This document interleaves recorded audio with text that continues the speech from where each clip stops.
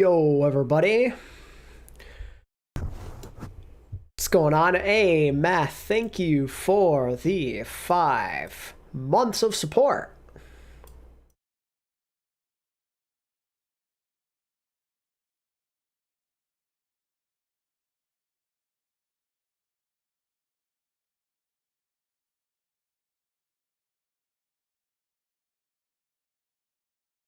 Yo, welcome, everybody. I don't know why that notification is not coming up on Streamlabs. Hopefully that comes up eventually. It's so weird. But yeah, welcome everyone. Welcome to the stream. Hope everyone's doing good today.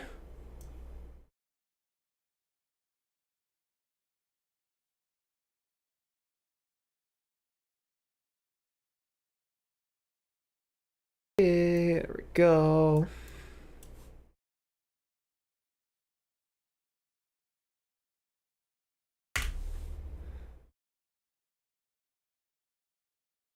We'll get the notification halfway through the stream. Yeah, probably. It's bizarre how it works. Like, when the stream just starts getting running, it, like, takes a while for it to happen. I don't know why it is.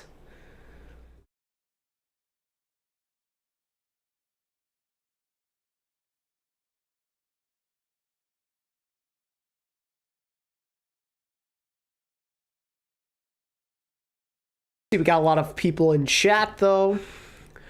Evan said something earlier. Math is here. King.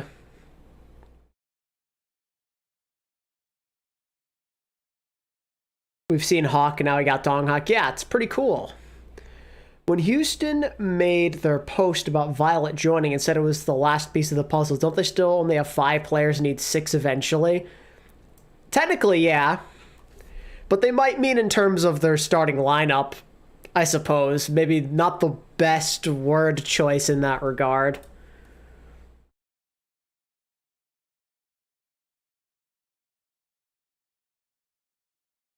The Valiant Hunters have 5 players signed with no rumors and none on the roster. There it is. Oh, wait, no, it's the Twitch. Okay. Let's see who is faster, Twitch or YouTube. Well, that answers that question. Thank you for the 15 months on Twitch, Math. I appreciate that.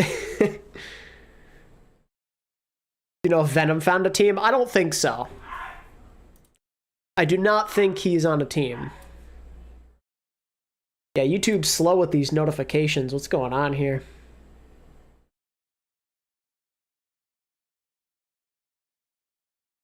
Well, technically you only need 5 for some point in March. I forget the exact day. It's March something. You need to have a minimum of 5 players on your roster.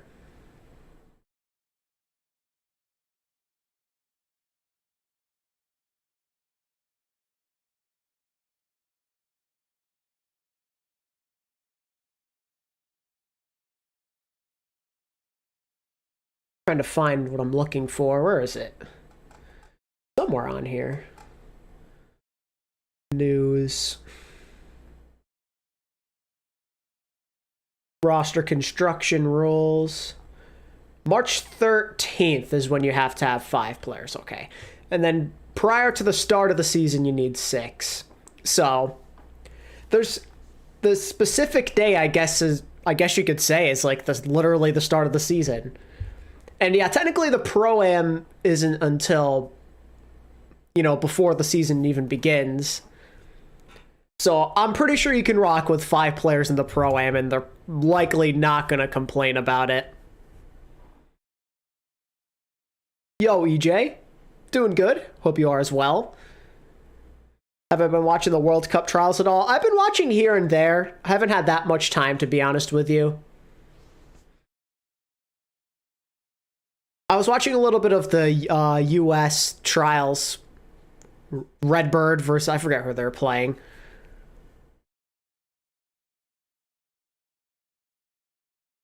Wanted to support my guy Gig. I wonder if they're waiting to find a rookie to pick up from the Pro-Am. I don't think so.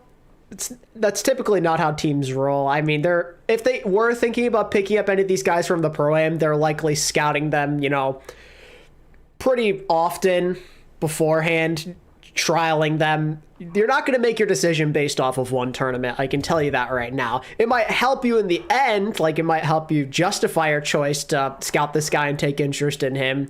But just because you do well in like an exhibition tournament really doesn't mean that much.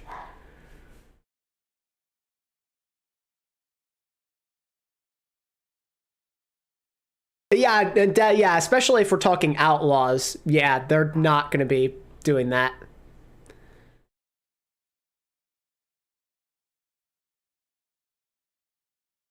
The Odyssey situation is so scummy. Didn't they like break up or something? I'm not like super familiar with the details. We'll look at OWL rumors today. Yeah, some.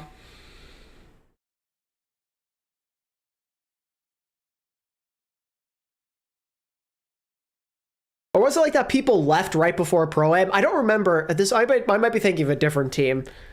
I remember seeing something about it. Who do you think Defiant could sign if they want a second tank? I mean, maybe someone from NA. We'll see. What happened to Khan? I see you deleted his Twitter account. Oh, is that so? Didn't know. CJ and Vega left intentionally late to join Maryville, so the Odyssey, who are the strongest competitor, cannot play in Pro-Am. Ah, okay, I got you. Can't lie, I feel like a few top tier teams have one hole, like Boston or Houston or Atlanta. Yeah, a lot of teams aren't perfect. It's true. Stuck between want to support Smurf, my beloved, and not wanting to be a Boston fan. Yeah, it sucks. They left 3 hours before the lock? That's just awful. How are you not going to tell anyone in advance, man? That's brutal. That is absolutely brutal.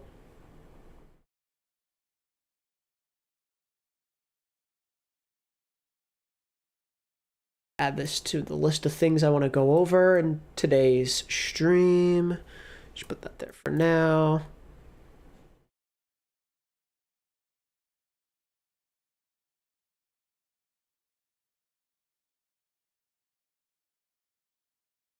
Actually, let me put this here too. There we go.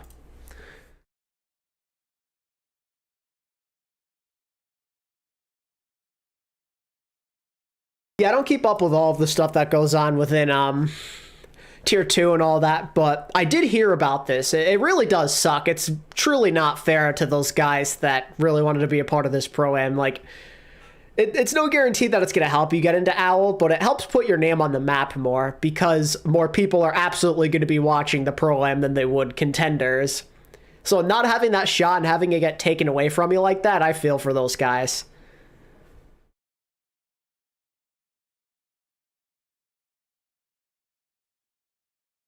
I think they did join Maryville days before but didn't notify. See, that's the problem. That's just unprofessional.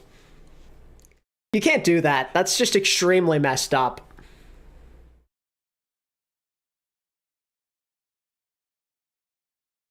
I watched the Canadian World Cup trials as a Canadian myself. Team Canada could see a team centered on Seeker, False, and Crimzo. Oh yeah, absolutely. Absolutely. I'd love to see Crimzo, False, and Seeker. I think Seeker has a lot of potential. I'd love to see a solid team around him. Do you think O2 Blast will just 3-0 everyone and win the grand finals? Probably not. I like this new Defiant team, as do a lot of people. They're looking good. We're going to definitely touch base on them in this stream because aside from their roster, I think their staff in general is looking pretty good. It's something to talk about. No one's expecting Defiant to win a championship or anything, of course, but they look pretty good. Toronto could get space, in theory, sure. But considering they have Kaluj, probably not. They play a lot of the same things.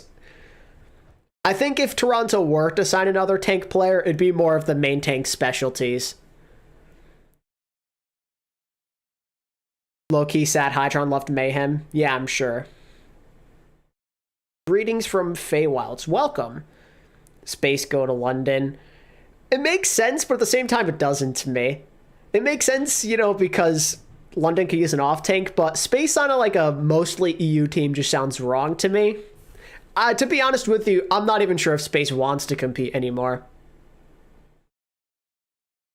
have I seen the leak scrims, and what aspect are we talking about? That can mean a lot of things. Like, is this a OWL scrim? Is it a World Cup scrim? What is it? Do you think Aspen could have gotten an offer from any team? It's hard. I feel like the answer is likely no. It's just hard for her to make it in. One, because there's probably some better options, but more so because of, her being a woman. Like, I don't mean any offense in that regard. It's just harder to make, professional leagues like this as a woman. You're set up to fail. It kind of sucks. There's a lot of sexist people. Glad's and Defiant OWL scrim. I did not know that was a thing. Yeah, well, she got an offer from New York, but we know why they offered her, because they're trying to do a PR stunt.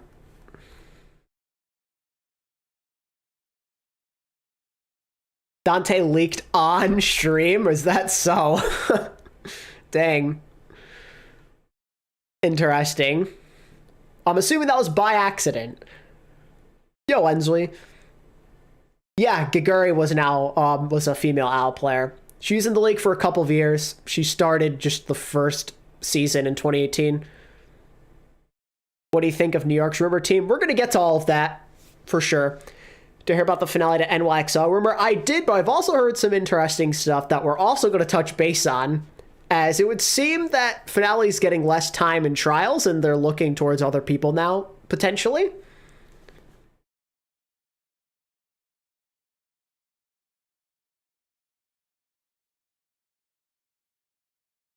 Can we look at the rumors? I mean, we could do the rumor mill first if you guys wanted to. If that's what you'd prefer, we can start there. Not a big deal. I can change the order if I go through things. Get this. Oh, no, not this. This. Okay. So, rumor mill for February. It's mostly been NYXL, to be honest with you. A lot of NYXL injustice from what I've heard. To give you an idea, it seems like Fitz in all likelihood is going to New York. That's been said by a lot of different people. I'm expecting him to be the guy they potentially build their team around. I like Fitz. Fitz is good, but he's, seeing how he does in the West without a lot of help, I'm not that excited for him. Yeah, we're going to get to that, Spark. We're going to cover it. I guess Iris is also potentially going to New York, which, again, I think would be great. I also heard Creative is linked with New York, though, as we see here. Creative and Iris on the same team after being traded would be hilarious, by the way. I don't know if they'll end up on the same team together, but it's just a funny thought. They were literally just traded for each other last season. Now they might be on the same team together.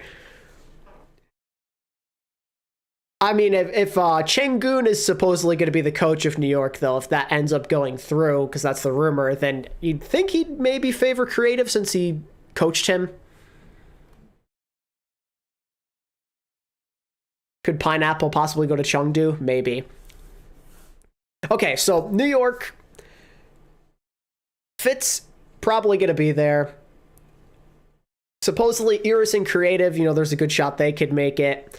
Now, recently, Lep has been rumored to New York, former Houston Outlaw support last year, as well as Psycho and Shockwave. Leak Mafia came out, like we were just saying in chat before. Finale hasn't been spotted in NYXL scrims for a while. It's been Shockwave and Psycho, which is weird. Because it seemed like they were maybe going Korean with a lot of the leaks and rumors, but now it seems like they might be going mixed, which makes me feel even weirder about this team, to be honest with you. I already didn't feel great about them to begin with. And I feel like being mixed is going to cause a lot of confusion, especially when they don't have a lot of top players. And then also, Leak Mafia said NYXL apparently suck from Scrimbucks, so New York fans, I apologize. This is, rough, but that's how it do be.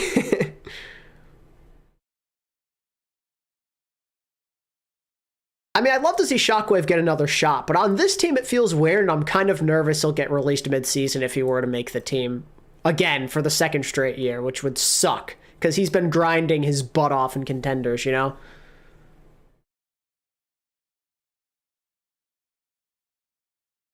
I wish New York would pick a lane. I mean, as we all would.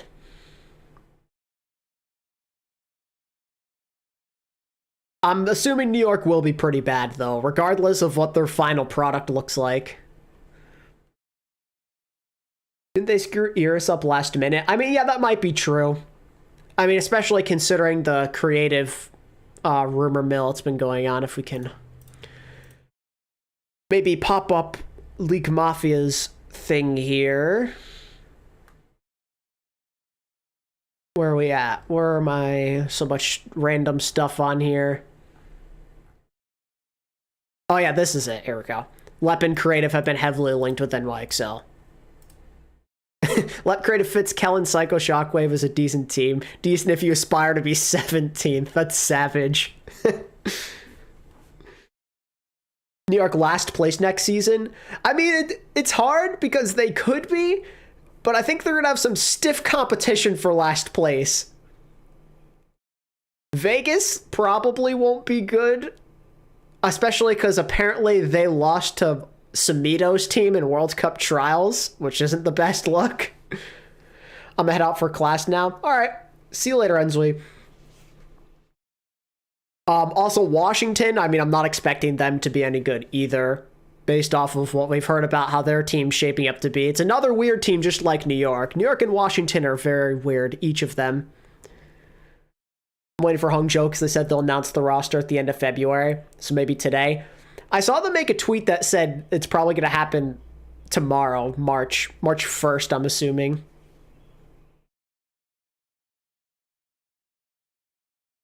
Thoughts on Viper to the Dragons? I'm curious to see who else they pick up, to be honest. I mean, I like that they're starting off good with a young piece, but if they can't surround him with anything, it won't really matter.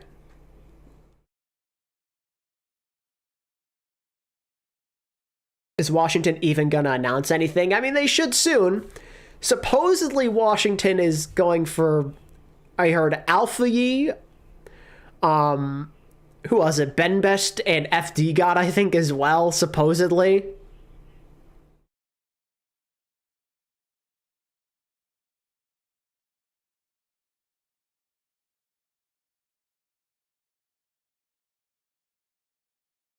They're in a weird spot.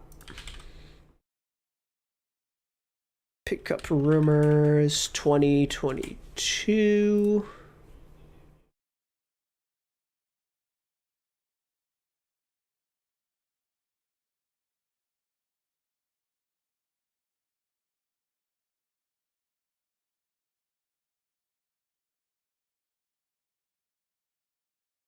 Laura Alfie, Ben Best, Mir. Oh yeah, Mirror. That's what I was thinking of. Teru. Right. That's right. Teru's right here. And Flora. Washington are weird. Yo, William. Thoughts on Vancouver's team? I like it. It's not a world beater, but I like it. Just are even worse than YXL. Imagine picking up Flora. Yeah, Washington and New York are like in this weird, I want to say mid-off, but I don't know if that's the right word to describe it when they're likely going to be below average. You know? It's strange. They're both these like strange, like weird mixed rosters from the rumors, and I just don't like it. Oh, and on the topic of Washington, I'm not sure who out there have seen it, but apparently their coach, Get Amazed, is not in the greatest situation right now, and there's some allegations that have come out. If I could find it. Apparently he got exposed, some pretty messed up stuff. So I'm wondering if he'll even stay on Washington, or if, I mean, this could get blown under the rug. I hope it doesn't. I hope, justice gets served, because this person went through a lot with Get Amazed, some really creepy stuff. I don't want to go too into detail, but it's like a big long thing.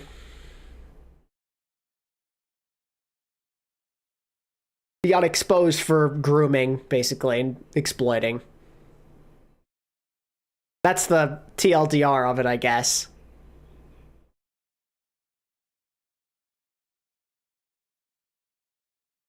Just allegations, nothing illegal, really. But sometimes that's enough. You know? Because it affects your public, public opinion big time. Even if she's not underage, it doesn't really matter. This kind of stuff affects public opinion, causes riots. You got to do its best in the PR situation. So it's something for Washington to consider, Yeah, exactly. You don't have to be underage for it to be a problem. Yeah, exactly. Yo, Keon. It's still messed up regardless, whether you're underage or not, because this person, mentally hasn't been in the right place and she got taken advantage of, and it's just not okay. A lot of people in the scene, specifically contenders, have been defending Get Amazed. Basically, Keon, Get Amazed is being tagged, allegedly someone who groomed and exploited a woman online.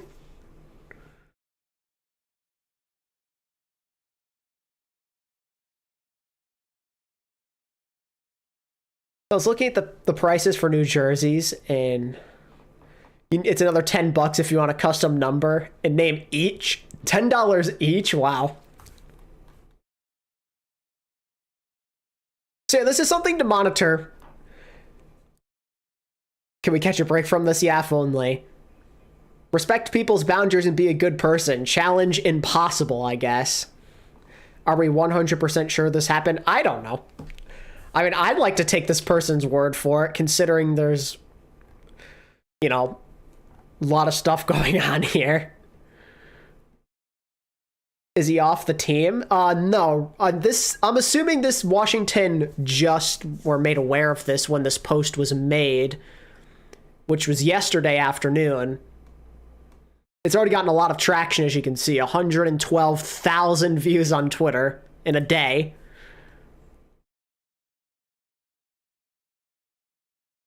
The highest percentage of this messed up stuff. Yeah, absolutely. It's crazy.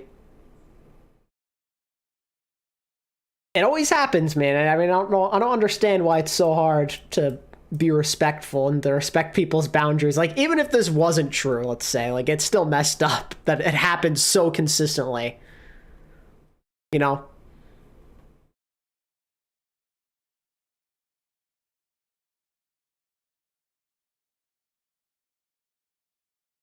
Does the Justice have known about it for 2 months? Oh, see, I was thinking of Team Peps. I remember she said something to Team Peps in here, so I guess she did talk to Washington about it. Okay, so if they've known for 2 months and they haven't said anything about it, then there's a good chance nothing's gonna happen, to be honest with you. But you never know. Again, with enough public backlash, that can get you to do some actions, that's for sure. Because clearly, I mean, this was private before, and once it goes unprivate, that's when things can quickly escalate. That's all I'll say. Something to monitor. Nothing could come of it for Washington, but also something.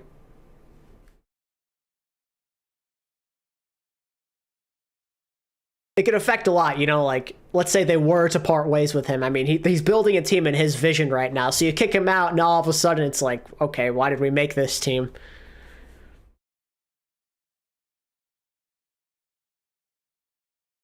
Regardless, it's weird behavior, and I hope there is some sort of statement that comes out from Washington. Get Amazed, someone.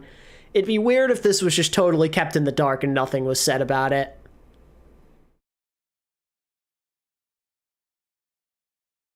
I love that Gate Guardian is trending in Yu-Gi-Oh! Nice. Okay, so we can get rid of that.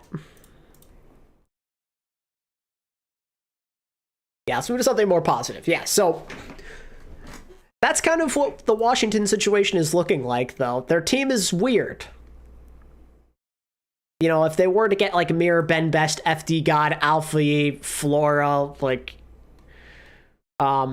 Teru, it's like a okay team, but I feel like there's just the West is just so loaded. And because they're mixed and it's full of like a lot of just all right players, you're not expecting much from them. Honestly, it's weird to me that they even got FD God and Ben Best to begin with. I know a lot of people love them, but they've been out of the league for a while now. And I just don't really understand. Part of me thinks it is coaching bias. I mean, they're not bad players, but I kind of feel like they probably could just, you know, go for something better, you know, some new faces. Leppin Creative on NYXL. It's rumored. League Mafia came out and said that they've been heavily linked with them. So it kind of like kills off some of the Iris rumors or whatever. That seems to not be true. And then also the finale rumor of going to New York seems to not be panning out too well anymore, as they're going more towards Shockwave and Psycho, which is bizarre to me, but I would love to see Shockwave back in the league. There's no deadline to make announcements. There's only a deadline to have a specific number of players by a certain time, which is on March 13th. You need to have 5 players on your roster, but technically teams can announce whenever they want to. Iris made a twit longer about NYXL screwing him up. Is that so? God. How do they always manage to fumble? Did Jonak officially retire? Did he? I mean, I haven't heard anything of the sort.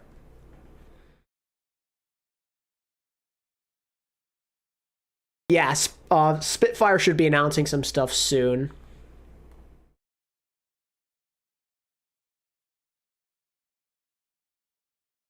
Yeah, I don't think so. It doesn't sound right.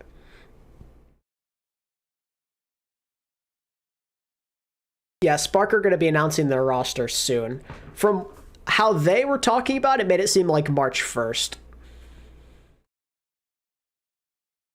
Yeah, Bernard, he's not playing. Nero's not playing. Ansun J, yeah, they're all retiring.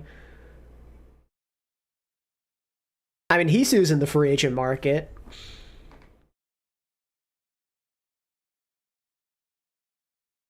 Oh, for my birthday, something good about the Hunters. I would not get my hopes up. If Spark did on March 1st, it'd be kind of cringe. I only say that because that's what they tweeted. Said, I mean, February isn't ended until March starts, so there's your hint. I'm assuming it's going to be tomorrow. Thoughts about Lee Sumin to Seoul Infernal? I think it's a great pickup. I think especially with Toby, you know, as a support-oriented coach, he could help really take his game to the next level. Any Seoul Infernal news? They've been pretty quiet. All we know is that supposedly Mag is going there. It's just a matter of time until they announce it.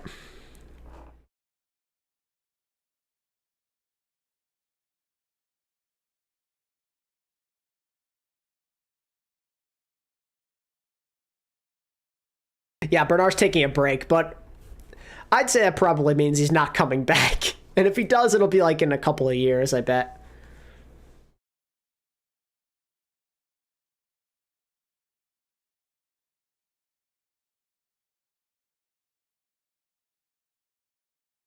Yes, they did.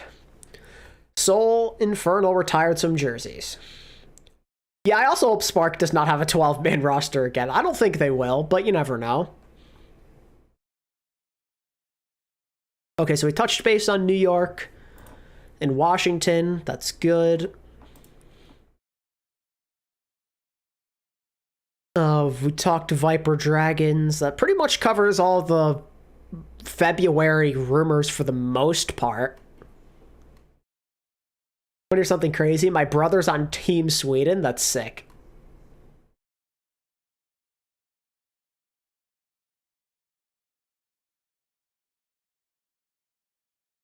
Who do you think Shock should sign as a hit scan?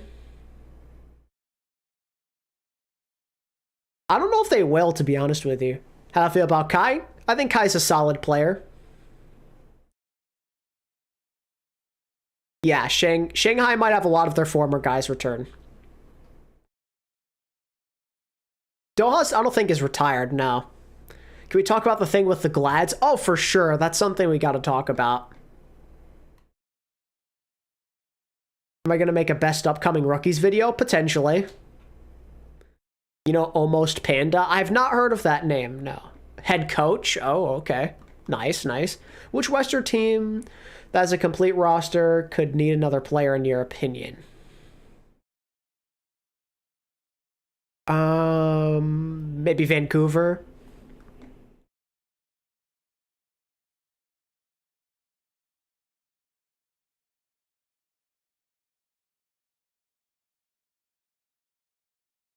Okay, so Math said he wanted to talk about the thing with the gladiators, so we'll kind of pivot to that now. So I'm sure most of you have heard already, but the Guard, you know, the esports organization that kind of owns gladiators, you know, it's like a big part of them, they disbanded and laid off all of their employees. Every single one. Which is absolutely wild. They all got laid off after an all-hands meeting. Which is stupid. Like, that's absolutely absurd that something like this could even happen. But it makes sense, you know, if your higher-ups are no longer interested in investing in esports, what can you really do about that? But yeah, everyone from the Guard is gone. They're all leaving. Like, no one really saw it coming. It seemed like it was pretty last second. And they were even, like, forcing people out the door, which is insane stuff. After the new stroke, yeah, a lot of people immediately put up looking for work post. I forget where it was. Someone said they got forced out the door. It was crazy. Yeah, here we go. Security at the Guard offices detained former employees. Like, some crazy stuff. Feel bad for all those guys and hope that they do find new homes. But the big thing to take away from this is that this does affect LA Gladiators for sure, as both this is their COD team and then the OWL team are probably going to be no longer a thing if no one buys them, if no one buys their franchise slots. And the issue is, especially for OWL, no one wants to do that. You know? Why would anyone want to spend millions of dollars on a loss? There's absolutely no profit that you get out of getting this team, so in all likelihood, I think it's going to go vacant. No one's going to get it, and then we'll see what OWL does from there. But for now, it's looking like this could be the Glad's last season as the Gladiators. It sucks, man. It sucks.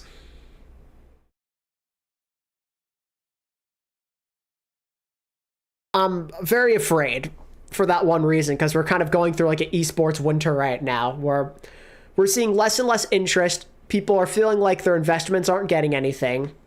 Like, and this doesn't just go for OWL, by the way. This goes for everyone.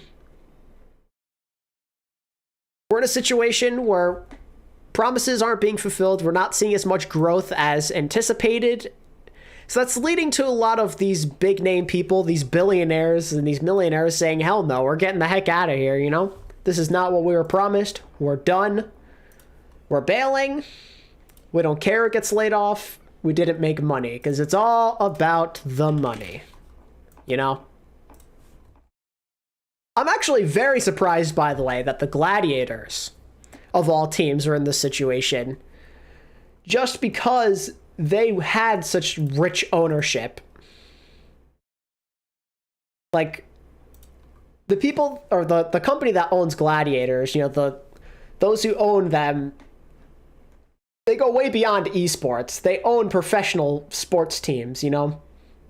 The LA Rams in the NFL, the NBA, Denver Nuggets, NHL, the Colorado Avalanche. They even are part of Arsenal FC and other sports franchises. Yo, Penguin.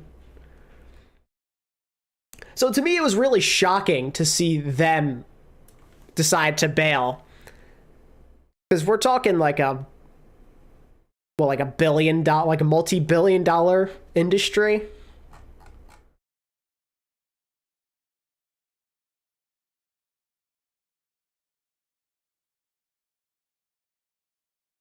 Here's the guy that's what I'm talking about. This man is a billionaire businessman. That's shocking. Of all people to leave. Estimated to be worth $10 billion by Forbes in 2022. And he's like, yeah, nope, I don't want to be a part of esports anymore. Like, even if you're operating at a loss, you'd think it'd be okay. But, you know, money is money. It's crazy. I thought the Glads were easily one of the most stable franchises out there. And now they're one of the least stable, and they're running on fumes. Crazy how one decision can change everything, huh? So that's kind of the scoop right now. Glads are in major danger. We can root for them and hope everything goes well this year, but I'm expecting things to not be so good by the time the season ends. You know, people within the Glads, you know, some of them will still have jobs, of course, for now.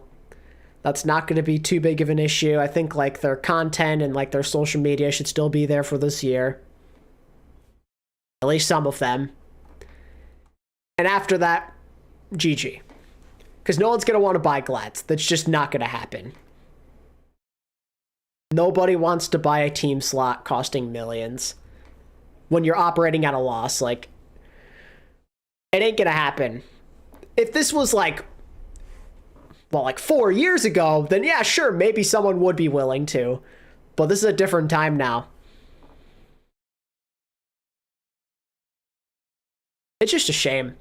Of all teams, I expected this to happen to, you know, a owner that is maybe a bit more on, like, the lower scale of things. Like, remember when Houston were in trouble back in the day? You know, like, you'd expect it to be someone that was a bit smaller.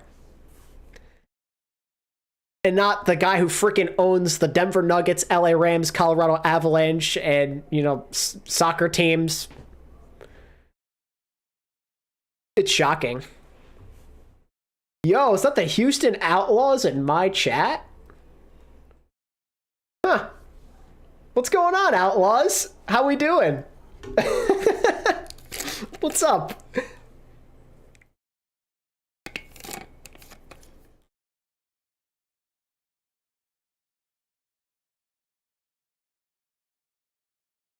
Yeah, big fan. That's way too many teams to be operating all at once. Yeah, it's crazy.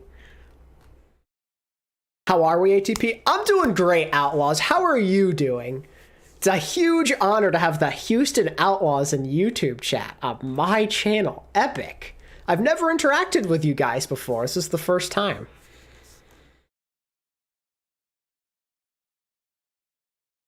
Let's ask them about their next signing. Ah, yes. Doing great, big fan. I appreciate that a lot. I appreciate that. Glad you like the content. Looking forward to watching you guys this season for sure. You have a interesting looking roster here. Can we ask about the cereal? Next signing is banger, guaranteed. Oh? Confirmed? Another signing incoming? Hello?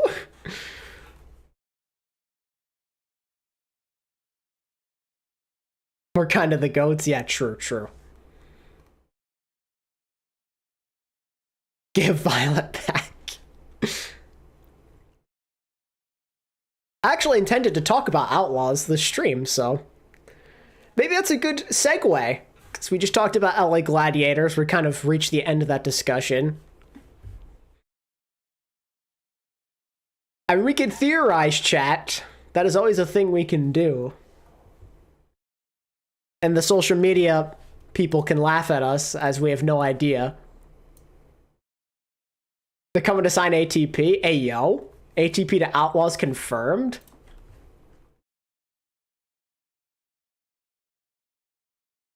That'd be hilarious. Can you imagine this was all planned?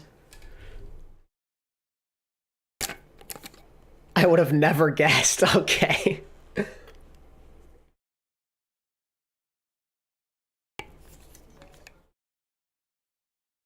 Do with that what you will. Okay, Outlaws. I'll keep that in mind.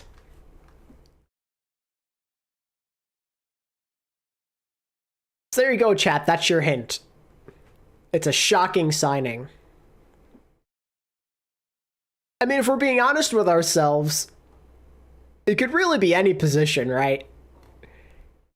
Because right now they only have 5. You know, you have 2 support, 2 DPS. You know, you could easily get a rotation going, or you could get another tank if you wanted to, you know, to help out with Fearless's hero pool.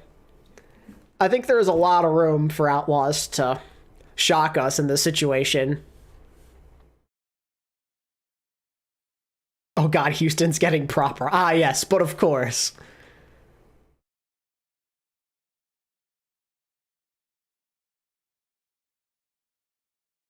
What do you think, chat?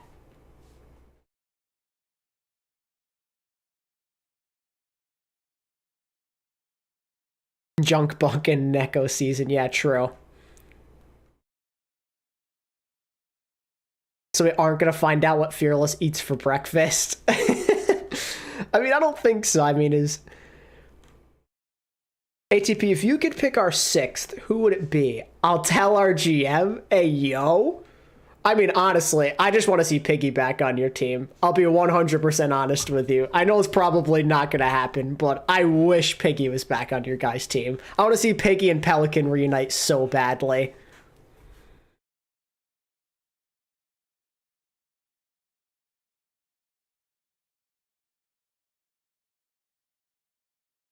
Tuyu? I would, dude, Tuyu would be a sick signing on Houston. No lie.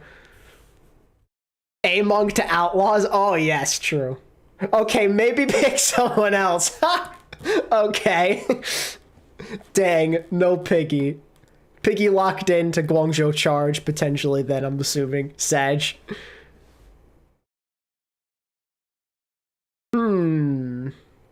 Get Bumper? Yo? Bumper? No, not Bumper.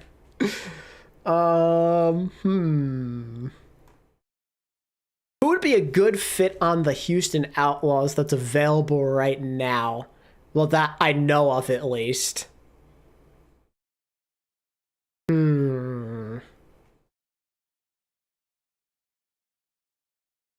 me think about this carefully. So they have a hit scan. They have their flex. They have 2 really good supports. They have Fearless. I still feel like it should be another tank player. That's just my honest opinion.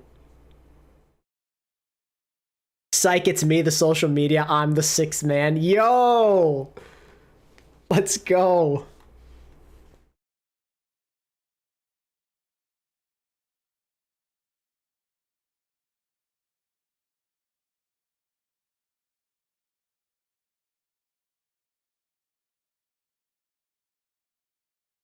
Better than Joe from marketing? True.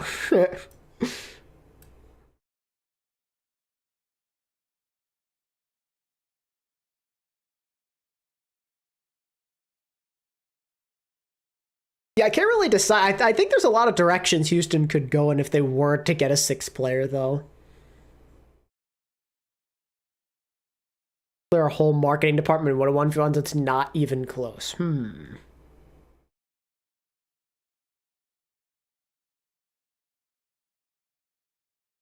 It could be skewed. I mean, I would understand if they did, but part of me doesn't think that's the truth anymore.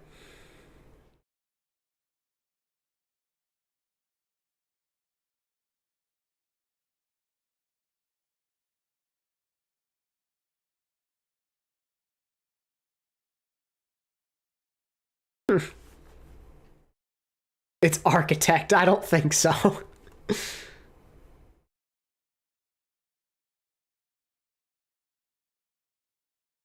I mean, it is a good team, for sure. I think if they just got another tank player, maybe a 3rd DPS, this team would be really well-rounded.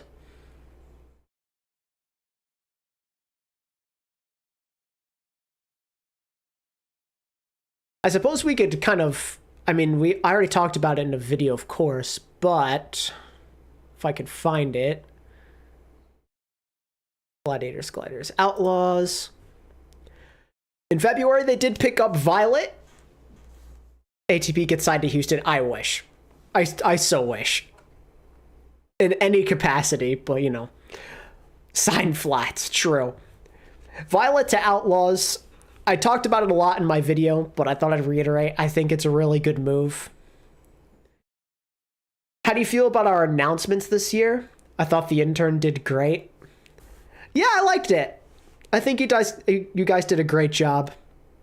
I mean, you guys usually do a good job with the announcements. They're usually pretty hype, I can't lie. I liked the format you guys went with in terms of this little funny word challenge, Wordle thing you had going on. I liked it. It was simple, it got the job done. Sometimes simple gets the job done perfectly fine. I like it. We just talked about a cricket. I'm concerned that it's probably going to affect gladiators big time.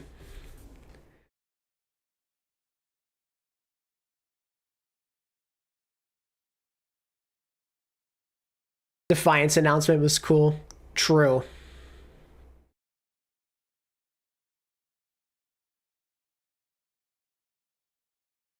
Houston should get Super. I know he's very unproven, but I think he could be a good player. Ah, yes, but of course. So true.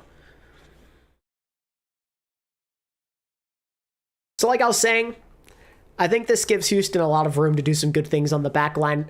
That makes me think that they probably won't get another support, at least for now. Like, as much as I'd love to see Violet be a flex support again, he is a perfectly fine main support. And if you want to play double flex support, you're obviously going to be in a really amazing situation with Violet and Shu. It's probably the best playmaking backline in the league, I'd argue. At least when they're playing double flex support. Something tells me Dallas will not be in this chat. Probably not. Although they have commented on one of my videos before. This was like 4 years ago. So you never know, I guess.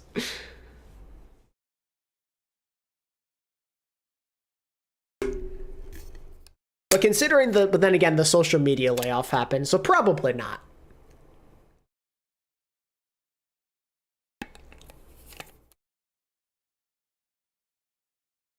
Outlaws hired an ATP fan. It's GG. True, true.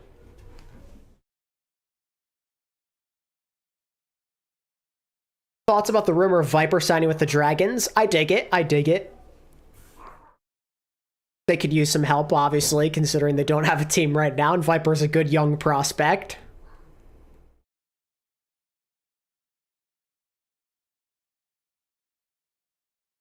I think it's likely that Outlaws pick up an off tank, but I'm happy to be wrong. Yeah, I'm in a similar boat, Jackson. Just cause Fearless, he's a great player, of course, but off tank could use some work. I mean, he could have improved a lot during the offseason for all I know. But just given his past, it feels like another tank would come on the team to play like Zarya, Sig, Diva, maybe Junker Queen. You think Smurf is going to solo tank for Uprising? I mean, they do have Kalios, but he'll probably play like 90% of the time, if not more. Bishu could help train off tank with Fearless. Yo, true. The guard situation's sad. The Valorant roster already knows how stressed they are without the sudden performance downfall yesterday. Yeah, I hope that the OWL roster just does their thing. I'm worried. I really am. Things aren't looking too good on that end, but we'll remain hopeful, of course. Which off tanks are even available right now? Tuyu is one that comes to mind right away for me. Tuyu's a great player. He's been popping off in contenders.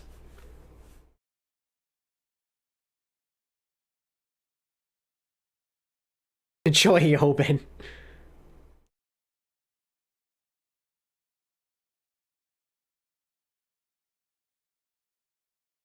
Hoppa, true. Yep, Hoppa's another one. I could see Hoppa as an outlaw. I mean, it feels weird,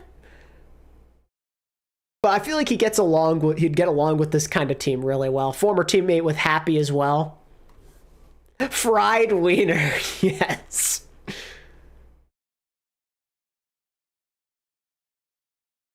Like I said, if I could add anyone to Houston, I would have added Piggy, but that's not a possibility, it would seem.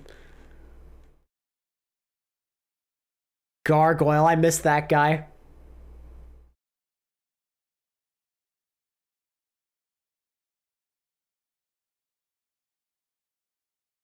Can we get a confirmed rank of Outlaw Social Media Manager? Yeah, let's hear it. What's the rank?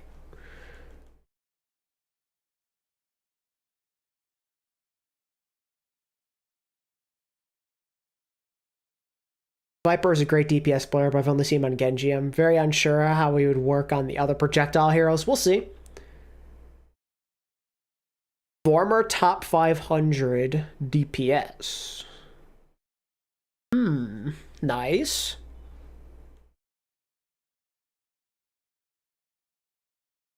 I'm pretty sure every team's operating at a loss. Like, I don't think anyone's profiting, I'll be honest with you. Is Shaq's a free agent? I believe so, yeah, but I don't know if he's going to be playing.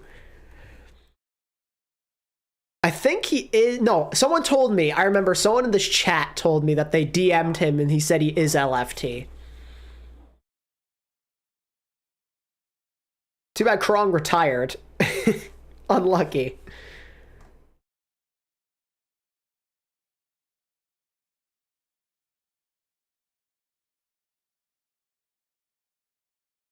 What is with skewed? I mean, just because they got Violet, I feel like that rumor's just not a thing anymore. Although, to be fair, I forget, did League Mafia say they were wrong about this? Oh, there's so much nonsense on this. Oh, God. I don't even know if I'm going to find it.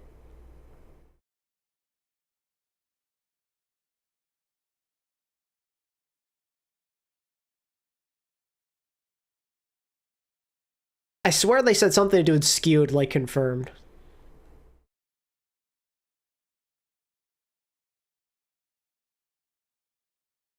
League Mafia clears Halo. I mean, true. To be honest, I don't I don't follow this account because there's just too much that goes on it. I check it once in a while. It's on top, I think. Oh, is it? Oh, wait.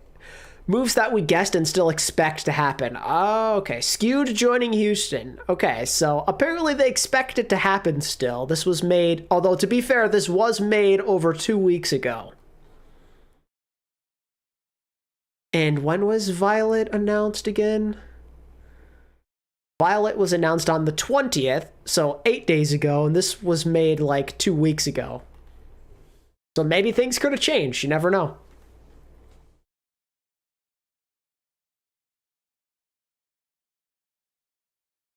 Free my boy Shockwave, not the NYXL. Unlucky.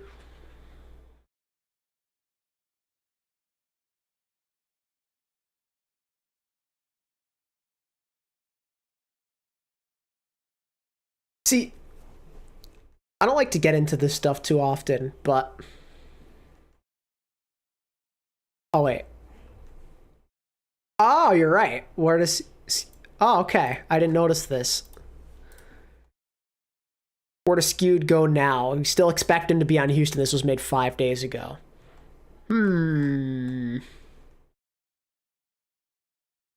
Okay.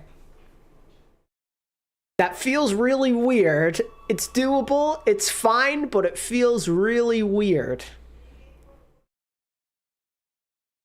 Because Violet can basically, I mean, aside from Brig, let's be honest, Violet can basically just play anything Skewed can, but arguably better for the most part. I mean, unless, like, you want to play Ana, I guess. Maybe you could play Skewed on Ana. If that were to ever happen, like, if she were to not be on Ana and something else. Feels weird to me, though. I mean, Skewed and shoot out the synergy. Like, I guess you could just have Violet only play main support. I guess. But I feel like at that point, you're wasting his talents because he's just so good at flex support also. Like, as much as I loved Shu Skewed double flex support, Violet Shu double flex support sounds just that much scarier. Those two in a BAP Zen comp sounds terrifying. Like, I love Skewed, don't get me wrong. I love Skewed. But man, does Violet Shu sound crazy.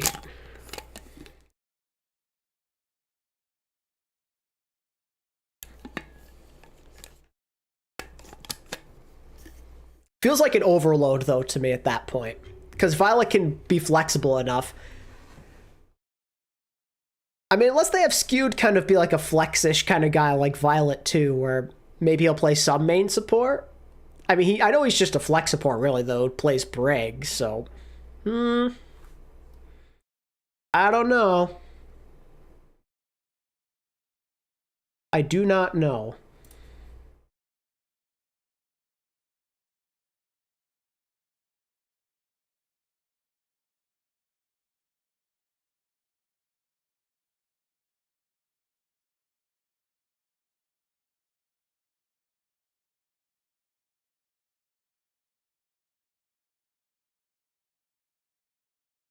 What if skewed role swaps? I mean, he could. He could. But that probably isn't the best idea, because you already have Violet who role swapped. So why would you have, like, no, that just doesn't make any sense to me.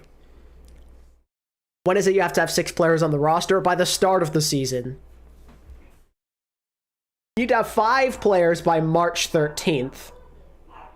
I'm assuming that mostly applies to APAC right now. But you need to have 6 by the start of the season.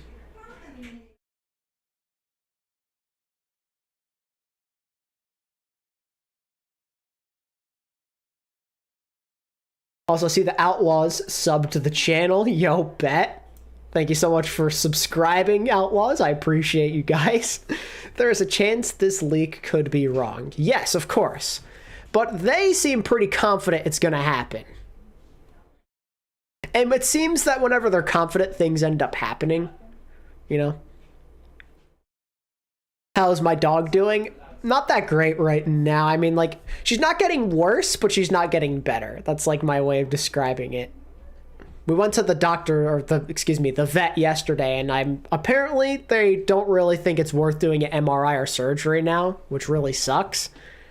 They said there's still a chance she could maybe regain some movement again, but it'll have to be through other means, like through physical therapy and stuff, so we'll see.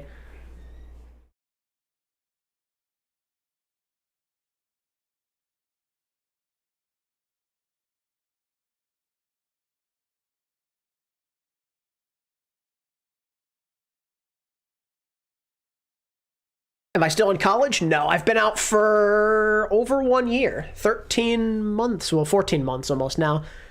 Yo, what's up, Spizap?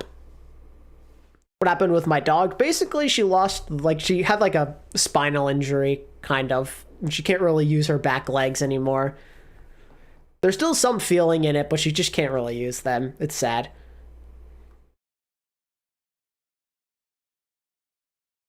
Yo, Normans. I still talk to Michael. I never talked to him to begin with. I'm not sure where you got that information from, but I've never known him. I've never talked to him. And I've never had a conversation with him before.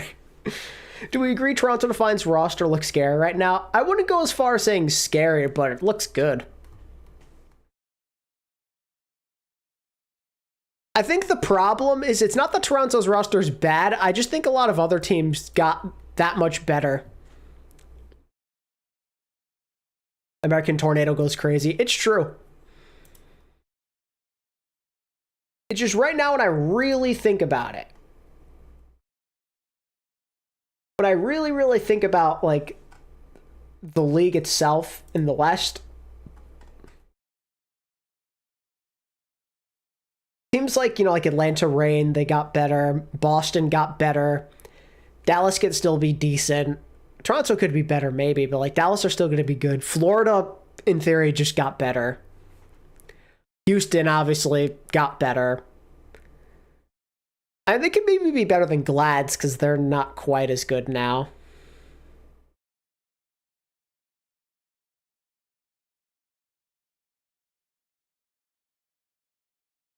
Shock, obviously, you know, got insanely good. So it won't be easy for Defiant to be amazing. I mean, Toronto did improve, for sure. I like their team. They're going to have a lot of synergy. And it's something I actually have been wanting to bring up. This is a good segue. I think that's kind of an underrated part of Toronto's offseason, along with their roster, is their coaching. For starters, I really like Casores as a coach. I think he's awesome. He deserves to have that opportunity as a head coach. He's made a difference on multiple teams already. He was really good with Atlanta Reign, and he was also great for the Shock. And now he has Wheat, as well as No Hill coming in as assistant coaches for him, which is amazing. These guys are both like solid head coach level people themselves.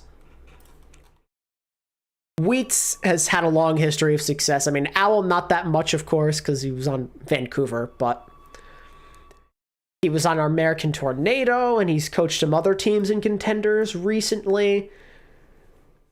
Yeah, which ones was it exactly? Was he on Redbird? I think Redbird, right? Yeah. He coached American Tornado and Redbird, which is crazy. Both of these teams are amazing. Look at all these first places. First.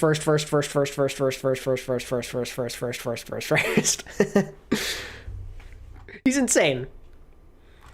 Really intelligent guy. Has a lot of experience working with a bunch of these players.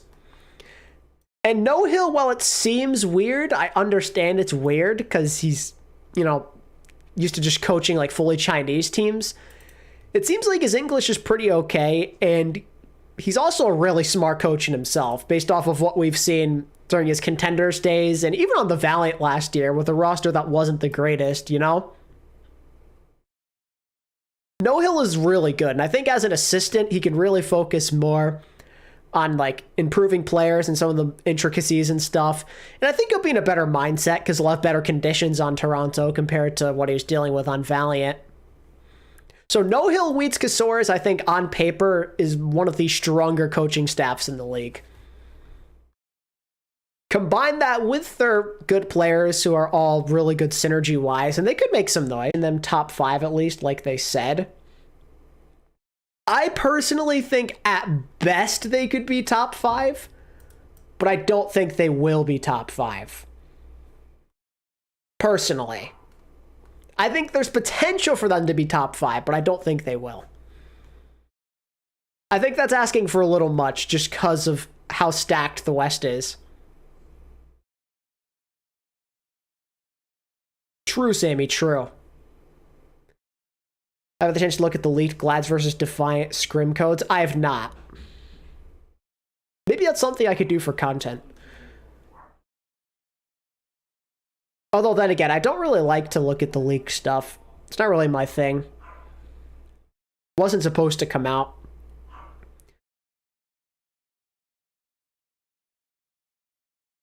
On Plat Chat, Sam and Kluge said their goal is top 5.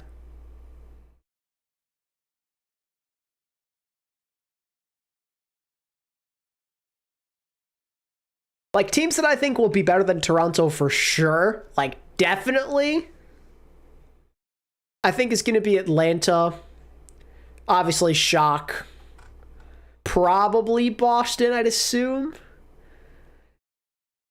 I think maybe, obviously Houston, maybe Dallas. Maybe Florida could be better than them. Like, I think if, like, let's say out of, like, Atlanta, Boston, Houston,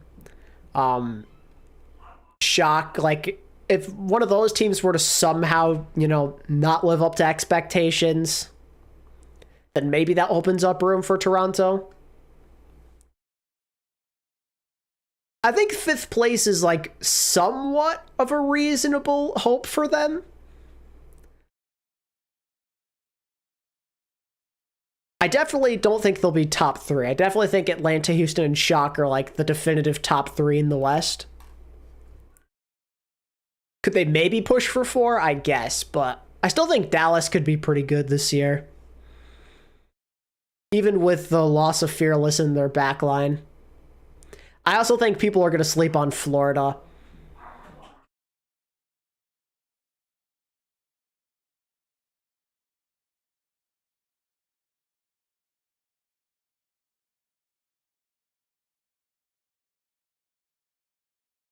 I think Florida are low-key scary with the team they have. Like, they have the players they had last year, and then they added in Hydron and Chorong. It seems pretty great. Or not Hydron. I'm sorry. God, not Hydron. Merit and Chorong. God. I think Merritt and Chorong are crazy pickups for Florida. And then like a second year players and like someone, RuPaul, Merritt, they're going to go crazy. Checkmate another year better.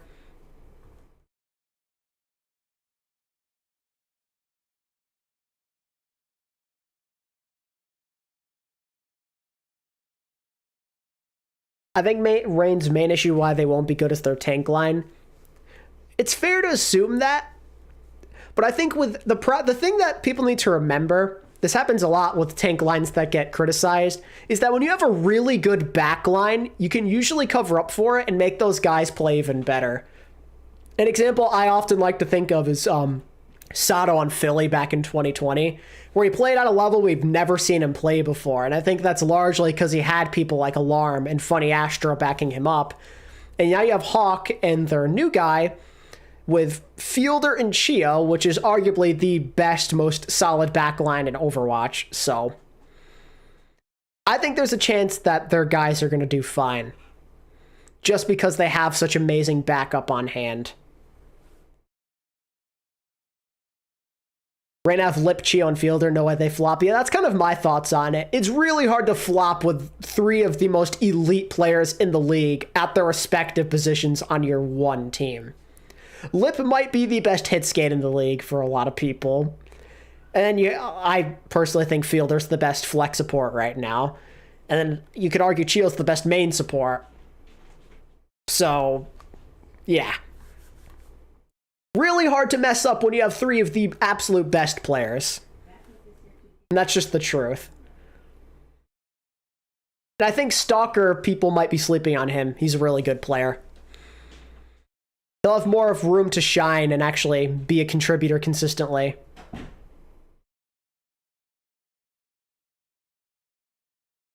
See, I also thought there might be a language problem with Hawk. But from what people in chat have told me, that really might not be that big of an issue. For one, Hawk has apparently calmed in at least a little Korean before. And two, a lot of the Korean players are learning English. If not all of them, of course. So I don't think the language barrier is going to be that big of a problem on this team.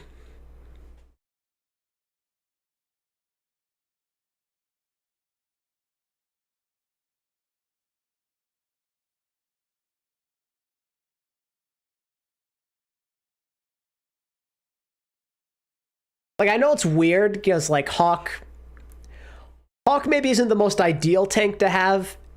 And even their new guy, like, isn't out of this world. Like, Donghak is, I think, could be good, but he's mostly just going to play very specific heroes. He'll play, like, Ball and Winston. That's probably all we'll see of him. Maybe Ryan, of course, too. Hot take, Titans will be top 5. Yeah, that is a hot take.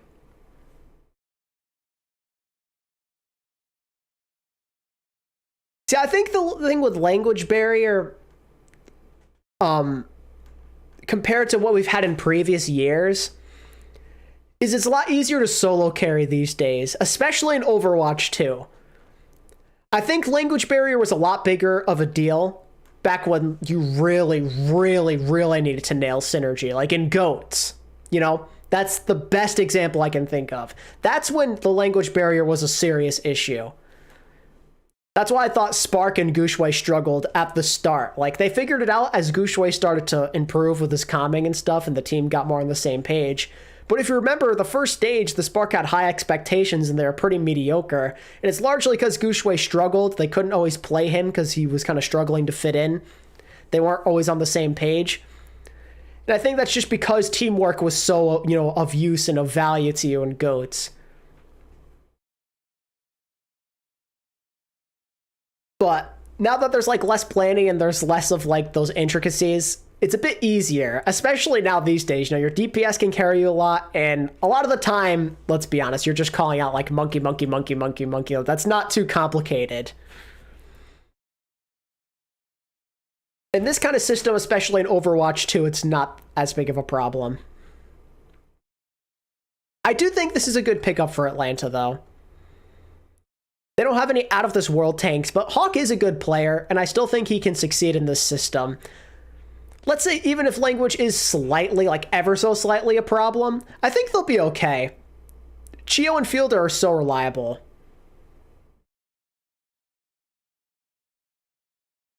Only your shot caller should be comfortable. Yeah, and I mean, you don't have to have Hawk calling the shots either. That's the best part.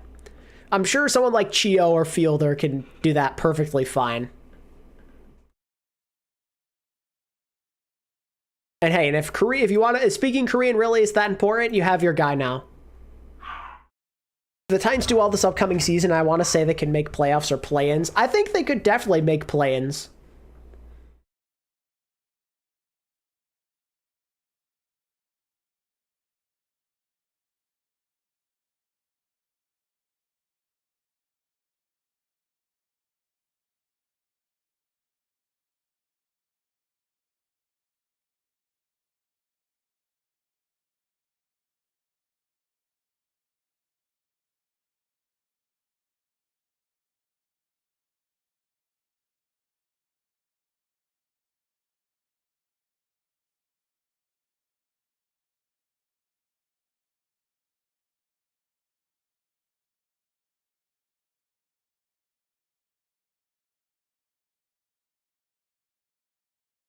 Hear me out. New York makes play-ins. Probably not.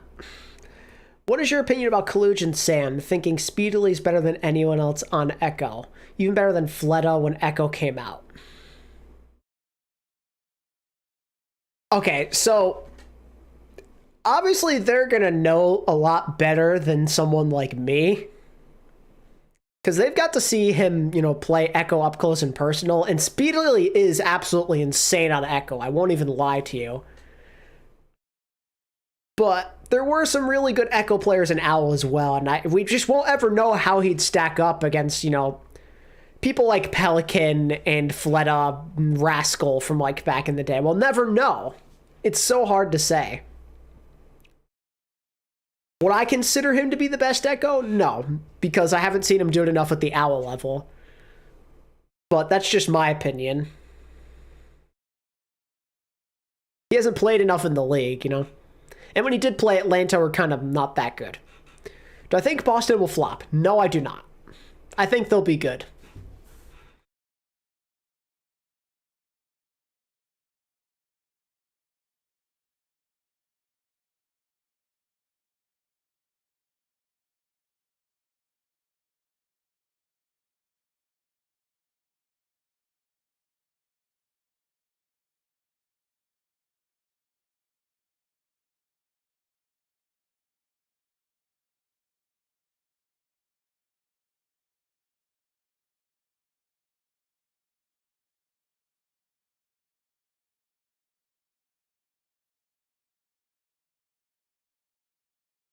I miss EQO. Yeah, same. I also miss EQO. Okay, so I touched base on Atlanta. We talked a bit about Outlaws. We talked about Gladiator's situation. We talked about Defiant. Boston's DPS line concerning, though Birdring hasn't played in a year, and Decay and Strikers issues plus Decay's inconsistency. I think people are making too big of a deal of that, to be honest with you.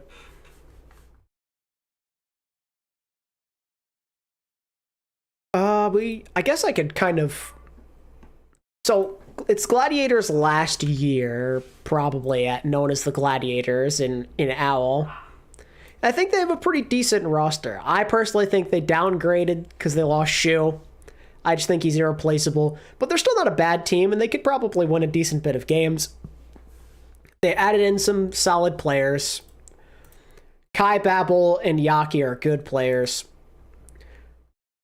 They make your team stronger for sure. Babel has a lot of potential as a flex support. Yaki and Kai give Kevster a lot of the backup that he's going to need. I like that they're all like, they are/were premier DPS players, all three of them. They have a lot of room to do some special things together, pop off a bunch if they can get along with the synergy. Yaki Kevster could be sick, Kevster Kai could be sick, even Kai Yaki. I mean, I think they could all work pretty well in unison. I'm a little interested to see how Dante does as a solo tank. That will be fun to watch. He showed us he could be the real deal. Definitely, I think, during the playoffs last year, where he was playing Winston with like little practice and like being okay. Give him more time to actually practice the role. And I think he might be pretty good as a solo tank, just an all-around flex tank player. Like, if he could do decently on Winston against, like, actual Winston players in a short amount of time, it serves, to reason that with a couple of months of practicing in the offseason, he could make some serious progress.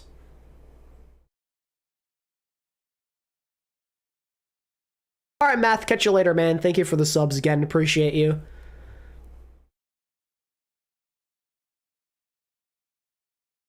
Like, I love to see how Dante plays on, like, Rhine and, like, Sigma. Like, we know he could play Doom and Queen and Hog and Zarya and even some Diva. But it's, like, the main tank heroes that I'd love to see how he does on in Sig. Sig, Rhine, and Winston is what I'd like to see him play on. How would you rate the new Reign? I think they're one of the best teams in the league by far. I think top 3 personally, but you never know. Dante said, yeah. Sucks to see him go, but at least he's still in the league. That's what makes me happy.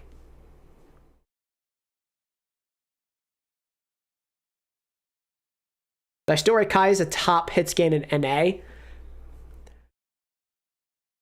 Okay, so probably, but it's a bit harder now because there are some pretty deadly faces in NA, especially with Lip joining the mix, Birdring potentially being good again. I mean, I think he's probably still high level.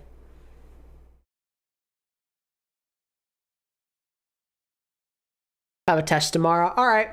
Sounds good. I think Kai will still be pretty competitive. It'll be hard, though. There's a lot of talented hit scan in the West. Lip is good. Birdring, Edison, Merritt, Happy. Sparker's really good. I mean, whether the Shock play proper or Heesung doesn't matter. They'll probably be good.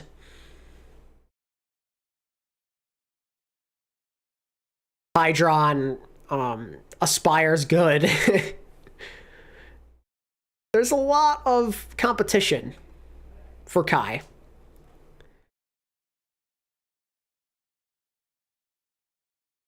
If Toronto Defy would stick with a roster for more than 1 year, which would be surprising enough, could you see Aspire joining them, or do you think that would end up too many DPS? Probably too many DPS.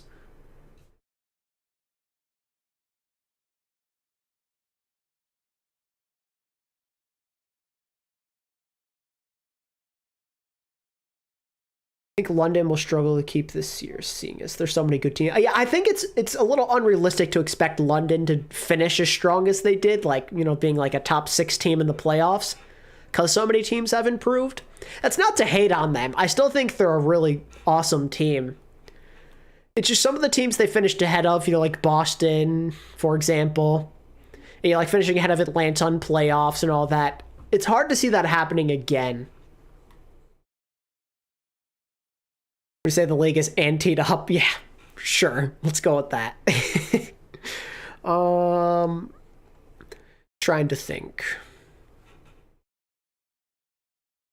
Yeah, I think London probably go down a little bit in the standings, though. Largely because I think teams like Boston and Florida have a good chance to leap over them.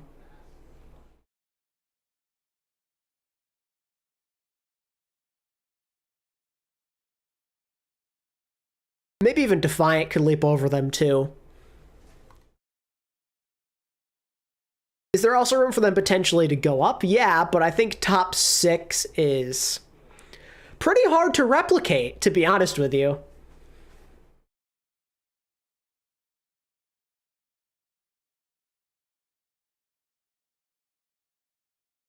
Yeah, I'm expecting Houston to very much be on top of the battle for Texas.